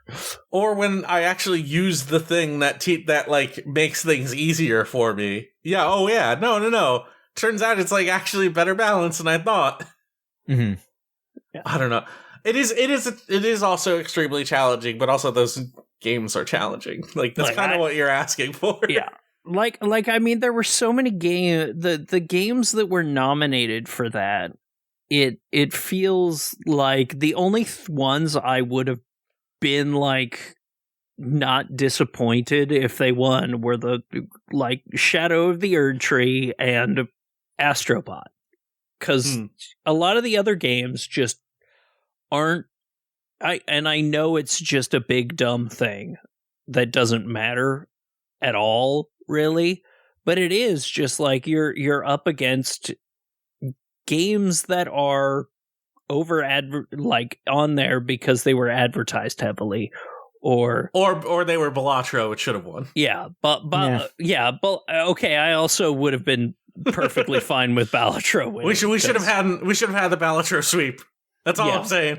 But like Black Myth Wukong had no business even being nominated. That's just an aggressively okay game. Like, but it got nominated because fucking Asmongold got a boner, and as we've said, like, apparently masturbation is important. And also it had a but the huge good fucking kind advertising budget as well. Yeah, that was the that was marketing. I don't care for marketing. I know, but it's like I mean it's a weird thing where it's just like to be more upfront with what I mean. It's just like what Astrobot is doing is that they are kind of trying to pay homage to eras of PlayStation and all that, and like I'm a lot less distasteful about that kind of stuff, where it's just like, yeah, here is a celebration of the art. Here is, these are games that people hold dear to their hearts, and right. Like that's like it's like Smash Bros, like when I was a kid, I poured over those trophies in Smash Brothers because I was just like, wow, look at all these things, and that inspired me to try those games. And I think that's what Team Asobi is trying to do here with Astrobot, where it's just like, yeah, you're gonna rescue this little Astrobot, you're gonna see, let me look up the game, and then you're gonna play that game because they're putting a lot more of those games on PS5 now. Like, you can play Ape Escape on PS5 now. You can play all the Sly Cooper games on PS5 now. Like, that is what they should be doing. Like, that is a celebration of the history and then a continuation of that legacy. Yep. And like, hopefully what I really just hope is that Team Asobi, because they're like all Japan Studio alumni, I hope they just get to make more games that aren't just celebratory things. Like, they should make sequels to some of these games. They should make new games that are like in the spirit of these games. That's what I want. But I think it's okay that they made their, celebratory thing, especially now that it's like PlayStation's 30th anniversary. Like, sure, make your 30th anniversary game. It's fine, whatever. I just hope that this isn't all they're going to do from now on. Like, I just hope that if there's an Astrobot 2 or whatever their next game is, I hope it's not just, all right, well, we got to save Nathan Drake bot again, Yeah. Like, okay, I'm good now. But I just to kind of put a little wrap on this, a little bow on this whole thing here. We got an update or two updates from the developers of Black Myth Wukong, where the director here. Well, let me just double check here. The director put out a blog on R.E.V.O and said that he wrote his Game of the Year acceptance speech 2 years ago, and that, quote, the selection process must be inherently flawed. That they didn't win Game of the Year. And then earlier, hang on, let me make sure that I get the person's name right.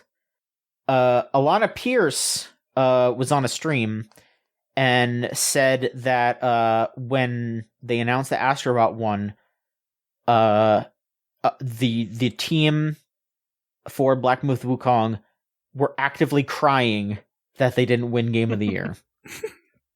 Which is so fucking wild, because you actually you won the award that you should actually care about. I know if I was a company, the award I would actually care about is like the voter's choice. Sure, player's yeah. choice. I get that. I want to add too that she added, like, it wasn't like tears of joy. It was like active disappointment. Yeah, yeah. They were taking the Game Awards that seriously that they were heartbroken that they didn't win Game of the Year. Yeah, and it's like nobody else is doing that. I mean, I guess this kind of, maybe this is just something that they need to learn, because like China is still pretty new in this ecosystem. You know, this is like the first big mainstream like AAA Chinese game like worldwide.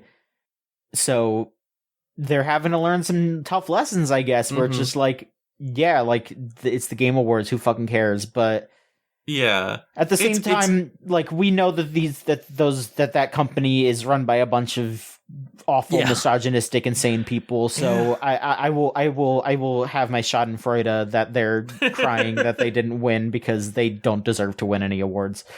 It's just like deeply strange, unprecedented behavior for people to act like that, like publicly, you know. To go out and say like, we deserve this, I don't know why we didn't get this, like the selection process is flawed, and like, you know, having like your team feeling such a strong emotional response to something that like nobody else in the room is taking seriously. Yeah. It's strange. Like it's incredibly strange. Like it's not even that they don't take it seriously, it's that they don't take it as seriously. They see it as, like, most of the people there see it as it's not just as much kind of a party and competition. a celebration. Yeah. Where they're happy that their friends in the industry won a thing, even if they lost. Whereas these guys see it as they think they deserve it because they made a game over however long. Mm-hmm. And like, that's not how it fucking works. Like, you don't deserve it. You need to actually earn it. And I'm sorry, when they gave their first early in the show acceptance speech when they won one of the awards, and they came up and they even joked about how they were glad they didn't run into any invisible walls, which is like the biggest problem with that fucking game, is that there are invisible walls everywhere. Like, they even criticize, like, that's why you didn't win. Like, that's a big part of why you didn't win. Like, it's silly. Like, I don't want to jump too far ahead, but what you said about other people in the industry, like, you know, like being happy about like seeing other people win, is like, that resonates so deeply, because like, yeah, this is still like a larger community where we're all sort of like like, the idea behind this is that we're celebrating together. Like, we have a question from Super Garbage Bunny about how they asked, hey y'all catch how pissed off Phil Spencer was looking when asked her about what Game of the Year. And like, I went back and I checked the tape.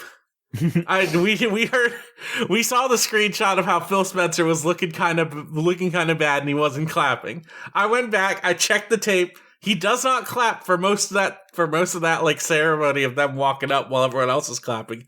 He does clap at the very end of it once they get up on the stage. And it's the zone of like, yeah, we can joke around about how like Phil Spencer and Xbox being so pissed about like PlayStation winning something, but also they didn't have anything up there. Like, they weren't nominated for anything. Like, he's there because he's a part of the industry, and he's like,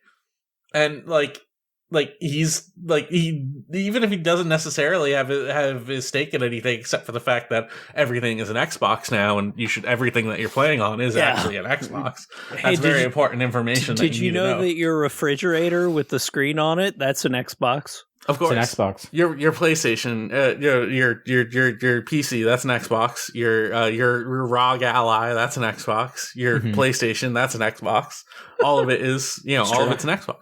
Anyways, but it's like, you can read into Phil Spencer looking one way and not clapping as much as you want, but he's still there because he's celebrating it along with everyone else. Yeah.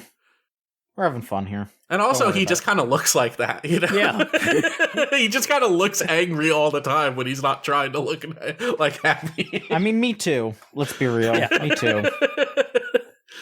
That's just Thank how you it for the is question, sometimes. Super Garbage Money. Yes, thank you. But that was the Game Awards. So we're nearing 2 hours. So I'm gonna say let's maybe just not talk about what we've been playing, because honestly, it's just I don't really have too much to talk about. I know that some of y'all have a lot, but we can maybe just touch on some stuff here and there. But Yeah, sure. I want to get through the rest of the news. So first off, hey, Aardman is making a Pokémon thing. No real information about it. They had like a short little teaser thing of a Pokeball made of clay, and they say it is not going to be releasing until 2027, which is 2 years from now, pretty much. Yeah. But that's still pretty cool. I'm pretty excited about that. Then we have some frustrating news here. Deck 9 has had their second round of layoffs since this year. They are the folks who are behind such things as Life is Strange, Double Exposure, and such releases as that. It sounded like Double Exposure did not do particularly well. No. Like, it was just sort of like critically panned and probably didn't sell super well either. Mm-hmm. So it's like, ooh, like that was probably like a final straw for them. Like, if this thing isn't a success, we're probably gonna lose a lot of people. Ugh. But gotta make it like, I don't know, like I don't want to like shit on them for making a bad game, because people make bad games all the time. Yeah. Like, it's nothing new. Also, I haven't played it. I've only heard it's not particularly positive, but like, it's like this industry needs better job security. Like, we can't, like, this shit cannot constantly be this can't be like waves of people constantly losing their jobs and then needing to be rehired elsewhere only to lose their jobs over and over again. It's like, it's the least sustainable market for this kind of thing. It's insane. Like, the way this industry is. It's like, I was glad Sven Vincke was able to call it out to end the show, just like, hey, what the fuck? Yeah. Talk about people who are fucking doing it right. Like, you gotta respect what Larian's been doing. Because, like, the fact that this is a day after that, there's another big round of layoffs. And it's I mean, every time we do an episode of the podcast, there's a fucking news story about layoffs. Yep. For like the last 2 fucking years. And it's been a persistent thing longer than we've like, I'll say it's been like reported on more like within the past few years. And obviously it was a like big problem, but it's like a lot of gaming media didn't touch upon it nearly as much as recent years as well, because it has been like a recurring cycle that's happened pretty much for as long as video games have been as mainstream as they are. Yeah, it's frustrating, but also in this instance, it's not as out of the blue, I guess, as a lot of the other ones are. And one last bit of news here, and this is some of the craziest shit. It's very funny, I'm gonna be honest with you.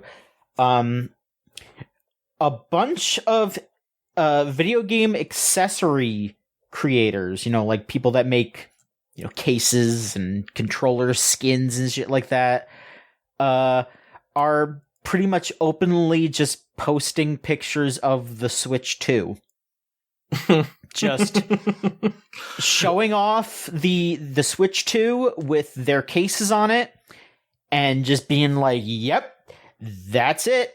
Like, just straight up saying this is the Switch, this is it. This is their new console, this is what it looks like.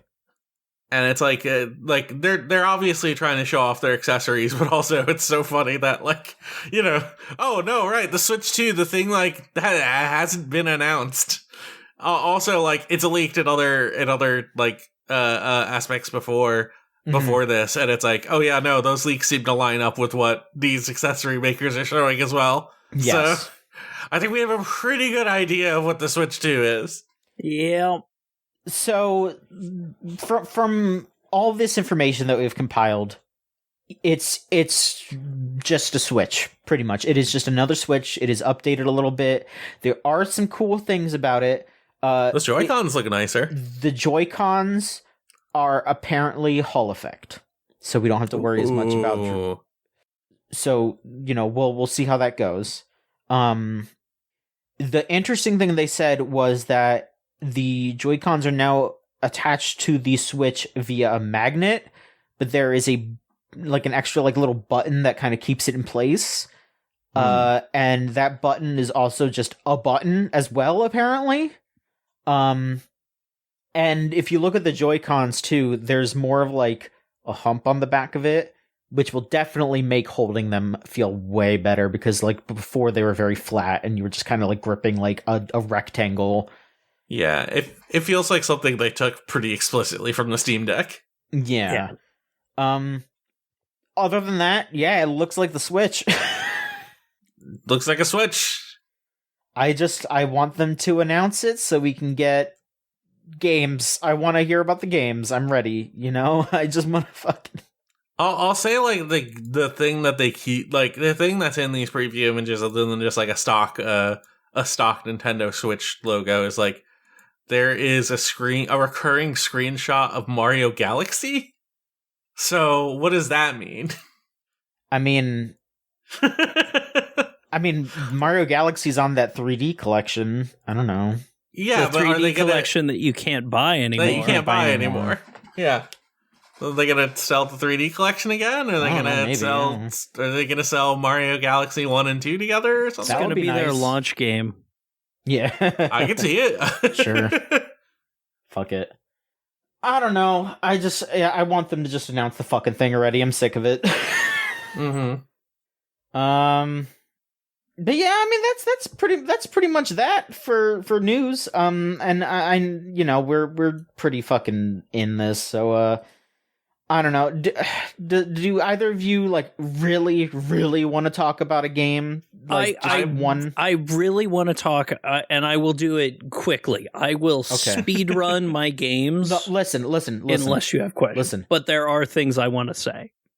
Talk about what you want to talk about. Don't speed through it. Like, just have something to say about them, please. Okay. So the Dynasty Warriors Origins beta, download it. Play it. It fucking rules. That game might have the sauce. Fantasian Neo Dimension. Fantasian, I literally upgraded my phone last time to an iPhone just so I could play that and VTubing stuff. But that game was fantastic on iPhone and they made it even better. Path of Exile 2, I've played about 20 hours of so far. And it is a very good action RPG that is definitely in early access, so there's a lot of promise, but currently if you need an action RPG, Diablo 4 is a better choice. Or Path of Exile 1. And then, hey, I've been playing a ton of... I finished Dragon Age the Veilguard, and I actually do want to talk about this a bit, because I talked with Franny last night for like an hour about this, because I still am not 100% sure if this game is fucking cooking or if it's absolute dog shit. Because there is a fucking reveal towards the end that is the most M. Night Shyamalan ass shit, and I am not... And to the point where I immediately restarted the game and I need to do a second playthrough to see if they actually pulled it off and it's good, or if it's the fucking village. It is an extremely fun game to play. Like, holy shit. And its core narrative is actually, like, really good. It feels like the exact opposite of Final Fantasy XVI, which is its core narrative was bad, but its dialogue and character interactions were really good. This game, its core narrative is really, really, really good. But its dialogue and character interactions are sometimes the most Joss Whedon-ass shit that it's insufferable, because I really like the characters, but their dialogue with each other is just way too banter. Way too... I won't even call it Marvel movie. It is just Joss Whedon Buffy. And it hurts. Sure. But yeah, that's me. All right. Scott, is there Also, anything Turbo Granny. Scott, is there anything you want to shout out real quick? Yeah, I have. So the last time, I talked about this game on the podcast, I was kind of dismissive of it because I only spent like a couple hours with it, and I wasn't super impressed from the jump. But I got back into Fallout London, just really desperately wanting one of those like really want. Well, here's what actually happened: is I started playing Fallout 4 again, just to do settlement building stuff, and then I was like, "This is nice and all, but like I actually want to play one of these games again." And, like, I started Fallout London a while ago. Like, I really didn't give it a fair shake. I want to actually, like, sit and try with it and see what a group of people that's not Bethesda can actually do when it comes to this type of game. And, you know, it is a fan game. It is annoying to set up. And then you'll have, like, bugs. You'll have bugs that you need to troubleshoot, like, right from the jump. You need to downgrade from the next gen version to the previous version, which thankfully the Fallout London launcher does have something to help you with, but also you need to let it log into your Steam account to do it. It's a whole process. But eventually, like I sat down with it. I got the game in a state that I really wanted it to be in. I have it simulating the hardcore mode from New Vegas, where it's like I have food and water and sleeping that I have to do, but also like, you know, I'm not like full on survival mode from Fallout 4 where I can't save anywhere I want, or I can't fast travel or anything. No, I have those things turned on. Like I'm not a fucking lunatic. And I had to do like a special amount of modding to get it to be that way. Also, there's another small little thing where this game has a weapon wheel, and it fucking sucks. It's just bad. Like, they put this weapon wheel mod into the game, and it's like, no, like, the Fallout 4, like, quick select was a lot better than this. So I just removed that mod.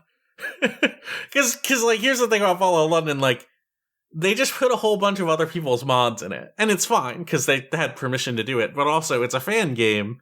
It's published by GOG, but also, it's not like, you know, it's a big community effort. It's something a whole bunch of people put their toes in to help with. So, of course, there's a bunch of mods that are just, like, built into the game that have been, like that were part of the big community support for Fallout 4. Anyways. I finally sunk my teeth into it. I am somewhere like 226 hours into it. I don't feel like I'm anywhere near done with it. My quest log is fucking full of quests. And every single time I go and meet new people, I just have like the biggest, dumbest smile on my face. Mm-hmm. Like, it has been like such a charming experience all the way down. A lot of I've met like 4 of the companions so far. Churchill, who's just like the dog meat equivalent. He's a shitty little pug. I really like him. He's just like a shit-eating bastard dog. And he's beautiful. Well, whatever. He's just the dog. And it's like there was a while where it's like, I just have this dog companion. I haven't found anyone else. And then you find the next companion. You find this next, like he's moderately decent in battle in terms of like, when I was very early in survival, I needed something to draw attention away from me. Otherwise, everything is just going to kill me in like 1 to 2 hits. So having a little shit-eating dog who can like take a few hits, can like pin enemies down, and can only carry like 25 pounds worth of stuff for me, which is nothing. Like, just having that little guy there was nice. Mm-hmm. The next companion you find, like, over the course of the main story is a child. He's just a kid. He is literally a kid. It's the first time, like, one of these games has let you have a child companion, and he's great. He's like a little he's like a little, like, shit-eating rabble-rouser. You know what I mean? His entire thing is he's very good at lockpicking. he's that kind of kid. So it's like if you get into battle with him, he's not like a kid who is like, he's not like a kid who's going to fight alongside you. He just screams and runs away. But at the same time, like, he can still distract enemies for you. But he's practically useless in battle, and you basically need to worry about all that stuff yourself. But it's this beautiful mixture of like, he has so much utility. He can carry a lot of stuff for you. He is like, he's great at picking locks. And it's like, it's this thing of like, I'm moving from a dog to a child before I've even gotten a companion who can actually like defend themselves and help me in battle in real like substantial ways, which I did eventually find like more companions like that. And I fucking love this kid. He is so he's so funny. He's so what's the best way of putting it? He's so like self-confident, and it's like he's got a bit of an annoying voice, but it's like the longer you hang out with him, the better it sort of gets, because it like feeds into his own like childishness. And his entire quest line is so touching. It's like it becomes this thing of like, the sort of like recurring thing I've noticed with the like companions is like, you meet them and they're kind of annoying in certain ways, but then like the closer you get with them, like the closer you personally feel with them. Because here's the thing, this game is really well written. There's some stuff that's definitely like, okay, this is a little bit on the nose comedy wise, but they understand what they're doing from like a larger factional perspective, setting up a whole bunch of different groups, having them all have different motivations, a lot of like small factions fighting smaller factions, not really worrying about like the larger politics of what's going on in London. A lot of classism. This is a game strictly about classism. But then on top of it, it's like, you know, the people you meet along the way, you can have like real personal connections with. And like this little kid's storyline becomes like, he never like really had a home. Mm-hmm. And even like the thing that you're doing, like the first thing you do to interact with him is like, okay, there's a place I need to bring you because they're going to watch you. And then like you get there and you're like, you get there after you've already teamed along with each other for a little while, and you're just like, well, I guess I'm here. And he's like, and you're like, yeah, I guess you're here. I was like, oh, it's over, right? And then you can just be like, nah, let's just keep going. And he's like, hell yeah, buddy, let's do it. It's such a great moment of like, yeah, I'm gonna get to keep my little kid buddy, and we're gonna run around and do more stuff together. And then like the longer a story goes on, it's more about like, what is home? Like, is home a certain place you've been to? Is home like the people that you stick around with? And it's like, as a kid who's grown up in London, who hasn't like had like a real substantial home and has constantly been like tossed around from person to person and has been like always on the move, it's like you finally grant him stability he's never had before. And he like really opens up to you, and he's like, he drops the mask and is like, he's just like really happy to finally be hanging around with someone that like actually cares about him. And it's like, it's so cool. Like, it's like, it feels so natural in a way like that is in conversation with the way companions in Fallout 4 have been done, because those are fucking garbage. Like, those are just like, you get a meter up and then you get to choose whether or not you want to fuck them. It's like, okay.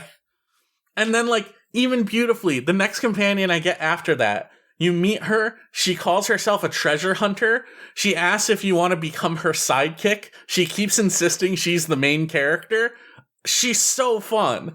I love Kiera. She's great. And then and she has like this single female sort of vibe to her of like, oh, here's the attractive lady character that you're gonna be able to romance, you know? And then the more you open up with her, the more, like, once you actually get to a point where it seems like you might be able to romance her, she's just like, can you not actually? Like, I would really appreciate it if we didn't. And like, you can sort of ask about it and you find out, like, she might actually just be like, she might just be like fully like asexual or sex repulsed. And it's like, oh, that's such an interesting take on this. And it's like, she really just appreciates the sort of platonic friendship that you two have developed together. Because when you're talking to each other, you are like doing these like fun quips with each other. And it's like, you can choose to play into this like adventure hunter persona that she wants to go to, or you can just kind of like, you know, try and talk her down from it, which I'm sure she would dislike. But you get close enough to her and she drops this facade and she's like trying to be like, yeah, like I haven't had this connection with someone before. And it's so sick to see her open up. And it's like, when you try to do the thing you would do from the other game, she's just like, please, let's not. I would really appreciate it if we didn't. And then like, you can push on that too. And like, I didn't try to, but it's the kind of thing where it's like, I assume that if you try to push that relationship, she would just leave. You know what I mean? You would just never be able to get her as a companion again. It's like, ooh, this is such good, interesting commentary on like the male gaze of like what, like, of like agency of like romantic characters and whether or not like characters should just be player sexual and stuff. It's like, ah, man. This is good stuff. They're really chewing on really interesting things here. I meant the faction of characters that are just avowed anarchists. They are just straight up the anarchist people. And it's like, you walk around their area for a bit, and one of the idle NPC dialogues is some guy just randomly asking you, hey, do you want to, like, join our book club? It's like, oh, like, you know, you can't really respond to that and be like, yeah, I guess I would. But it's like, you know, they know what they're doing. They understand the like politics that they're messing with. A lot of it is definitely like a little bit it feels a little bit like reductive and like simplistic, maybe for like humor's sake, because the fucking like upper class gentry people are just evil. Like, they're just outright evil people. Like, you walk past them in the streets and they just say shit like, I can't believe you were even born. And it's like, okay. Like, they would probably in a real like in a realer setting maybe try and feign a bit more like, you know, what's the word? They would probably like try and feign being nice to you a bit more before like actively showing their disgust of you as a poor person. But sure. It's like, they're at least talking about politics in ways the Fallout series hasn't in a really long time. And it's like, ooh, it's so rich. It's like, I get so excited whenever I like find a new thing in that game. And I've been having like a wonderful, wonderful time with it. I really think if you have the means to play it, like if you have a good PC, you should, and you're a fan of Fallout, and it's like, especially if you're a fan of Fallout New Vegas, like this isn't a game with a bunch of New Vegas references. This is a game that understands why New Vegas works and is trying its own take on that. And that's like, I really think you should give it a shot. It's so refreshing to play one of these games that's not by Bethesda.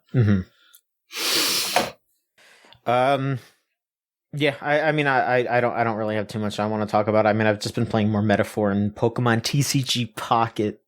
That's it. They're coming out with a new set soon. I'm scared. I'm scared because I like the meta how it is right now, and I'm scared that this one's gonna suck ass. Maybe, but I guess we'll find out. We'll wrap this up with one last question. If you want to send in a question, it's gamesline.tumblr.com/ask. Or just otherwise get in touch with us. You know, we have so many different social media avenues. Come to the Discord. Come to the Discord. We have our Discord, thegamezone.zone. Should we make an Ask channel on the Discord? That's not a bad idea, actually. Yeah. That might be a good idea. Yeah, that's not a bad idea. Or at least like a thread, you know? Like yeah, that's a good idea. Yeah. Cello Buster says, what award would you give to your co-hosts? Oh. I would give John best host. Thank you. Yep. I would give Scott dirtiest diaper. No. No, that's not wrong, I guess. I would give Scott a streamer championer. Oh shit. There you go. What did Twitch award? What was the Twitch rolled out their their best of the recap year, and they gave everyone like a title, which is just like a procedurally generated title based on things you did. I'm trying to remember what they named me. Yeah, I don't know. Mine was I'm scrolling down the page. Scrolling. The clippable action star of the year. The fuck does that even mean? Mine was the rating quest conqueror of the year. I'm pretty sure they just use AI to go through your titles. Okay. I mean, I think like associating you with quests is not a bad concept because you are a quester. Yeah, you are an RPG ass motherfucker. Yep. I will say that. So true. There you go. Yeah, I'll give you the award for RPG ass motherfucker. There you go. Surprised it isn't the most likely to not shut the fuck up about Game of the Generation Neo 2. They don't give awards for obvious things like that, you know. It's just you want to acknowledge something that's not super obvious, I guess. You know, I don't know. I think out of all of us here, I would probably award Lorelai as nicest smelling. Think so? Yeah. Okay. Oh, wow. I don't know. I'm a little sweaty. You're probably right. Scott, I'd give to I keep thinking about it like high school awards. I mean, and I'm just like most likely to hang out with a big beef VTuber. I mean, well, to be fair, things have happened this past year that have been pretty interesting. Yeah. No. Okay. Best VTuber adjacent streamer. Yeah. I appreciate that. Thank you so much. Best flesh give you a big old yup. Yes, best flesh tuber. giving you a big old yup. Yup. And John does get that best host, but also best Shin Megami Tensei freak. Listen, I'm fucked. I'm most likely to become Turbo Granny. Listen, I'm fucked right now. I'm gonna finish Metaphor soon. I think maybe soonish, I should say. And you know what? I'm starting to like look over at my copy of Soul Hackers 2 and be like, I think that might be next. Fuck. It's an okay game. I gotta know. It's an okay game. I gotta know. I'm pretty sure it got nominated for Best RPG of the Year. It is very much a Black Myth Wukong of that category. Wow. Oh, okay. It's aggressively okay. All right, hang on. Listen, I mean, I'm gonna lay it down full style here. I do just kind of want to find out more about Ringo because she's cute. Yeah. So there you go. I didn't hate my time with that game. That's acceptable. That's good enough for me. All right. Thank you so much for listening, everybody. This has been the Gamesline podcast. You can find us on gamesline.net. So the website that we post all the stuff on. We have our Twitter at the Gamesline. We have Blue Sky, gamesline.net, Tumblr, gamesline.tumblr.com, facebook.com/gamesline, youtube.com/@the-gamesline, twitch.tv/gamesline-tv. We live streamed the Game Awards if you want to watch us react to that. The VODs are on Twitch right now. I'm going to be slapping that together, and we'll try to post it on YouTube. Yeah, we had a bit. We had something happen halfway through where we had to split it into 2 videos. It was we just had like an internet hiccup. Yeah, but I'm gonna try my best to edit it together as best as we can. I will try to upload it onto YouTube. I don't know if YouTube is going to give us any guff because like there's music and shit in it. Like they had Snoop Dogg and 21 Pilots playing at some point, so I don't know if that's going to cause any problems. So if it does, it might be something that we like have to like host on Patreon and then, you know, just set it to be free. We'll figure it out. But if you want to watch it right now, the VODs are there. You're not I think the internet went down for like 2 minutes. So yeah, you're not gonna miss too much if you just watch the VODs on Twitch. Yeah, we do have our Patreon, patreon.com/gamesline. It's $3 for early content. We're gonna get back on that anime podcast again soon. We haven't been feeling anime lately. I don't think I've just been gaming. Good. Games are good. Fuck. Games are good. Games are good. This is the year of games gooding. You want to take a swing at that again, or No, I think I'm fine. Okay, that's fine. All right. Our Discord server is thegamezone.zone. Type that into your web browser and it'll bring you straight there to the invite. Yeah, you know what? I think that is true. I am probably going to make an ask thread like right after this. That is a good idea. Let's go. And thank you to Melt Channel / Magic Circuit for our theme song Crush off of the album Magic is Real. If you want to listen to more of their stuff, it's meltchannel.bandcamp.com or magic-circuit.bandcamp.com. And also, I will just say, yeah, we're probably not going to have anything out for the next little bit because of the holidays. But this year has been very lean. I know it was supposed to be our big relaunch, but well, we relaunched last year. Well, it was supposed to be like our big, like, get back on the horse and really do shit year. And then it kind of just wasn't. So I don't want to promise anything, but I hope it's different in the coming times. I hope things change. Cause I love Gamesline and I want to do more, and it's fun and it's exciting and we have really smart people. So I want to work together with everybody. And speaking of some smart folks, let's talk about where we can find each other. Lorelai, where can people find you? Hey, you can find me at twitch.tv/JudgmentScythe and judgmentscythe.bluesky. The blue sky thing.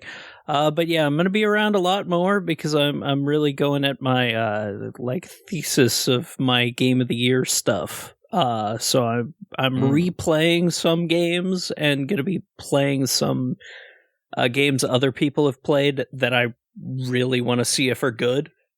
But yeah. Mm-hmm. Scott, how about yourself? Where can people find you?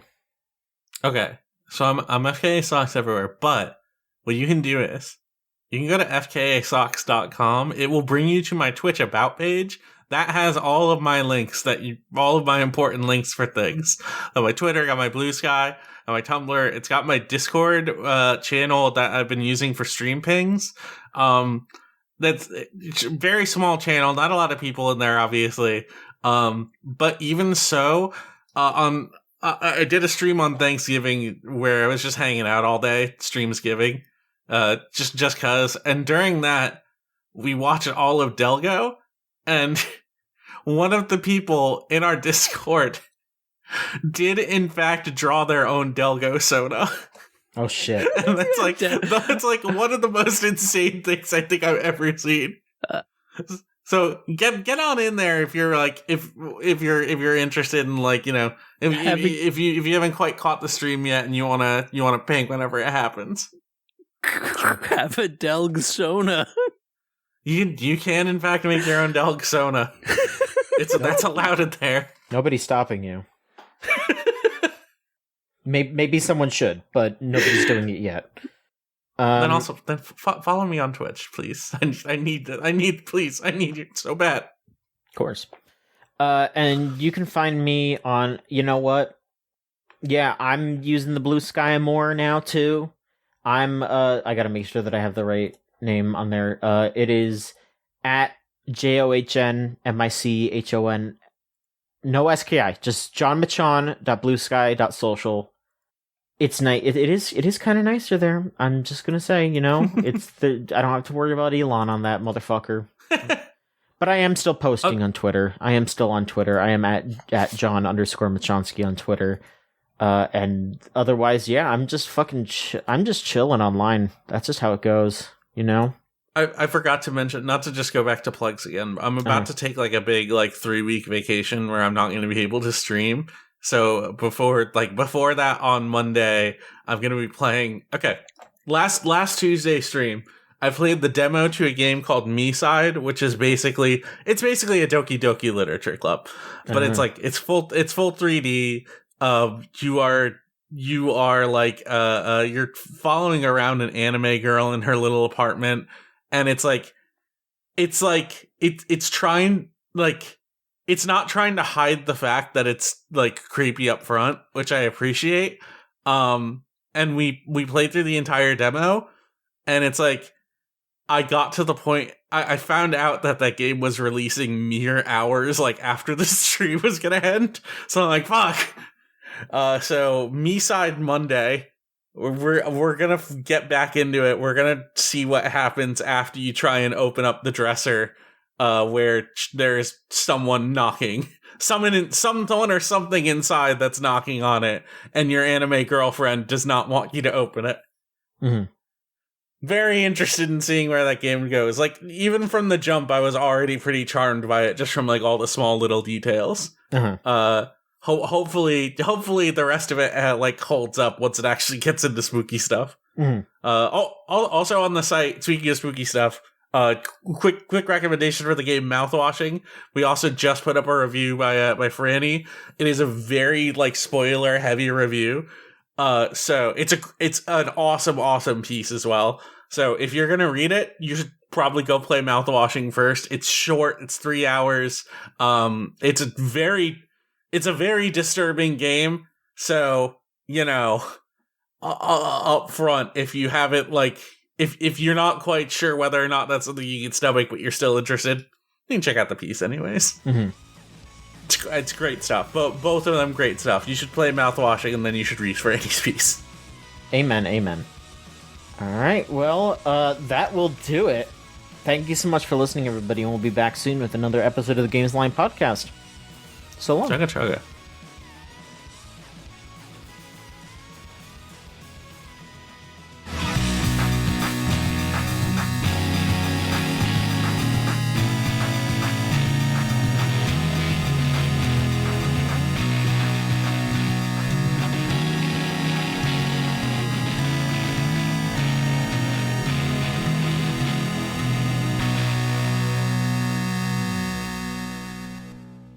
We're good. I kind of did a shitty clap, but you know what? I don't care. We can do a second. It was just a baby clap. It was just a clap for infants. And John, ironically, that was the one that came through the speaker for me. John with the weak ass clap. I heard your clap. I did not hear Scott's. My clap was strong. I had a really good clap. You're gonna see it on the better waveform. Noise canceling, you fucker. You're gonna see. Oh yeah, I have crisp on. No, you're gonna see it on the waveform, and you're gonna be like, "Holy shit, that was really solid." That was a good ass clap. That's a really good clap. You're walking down the hall, but you're clapping cheeks. Yeah, that's unfortunate. That's kind of what I've been going through. Wonderful.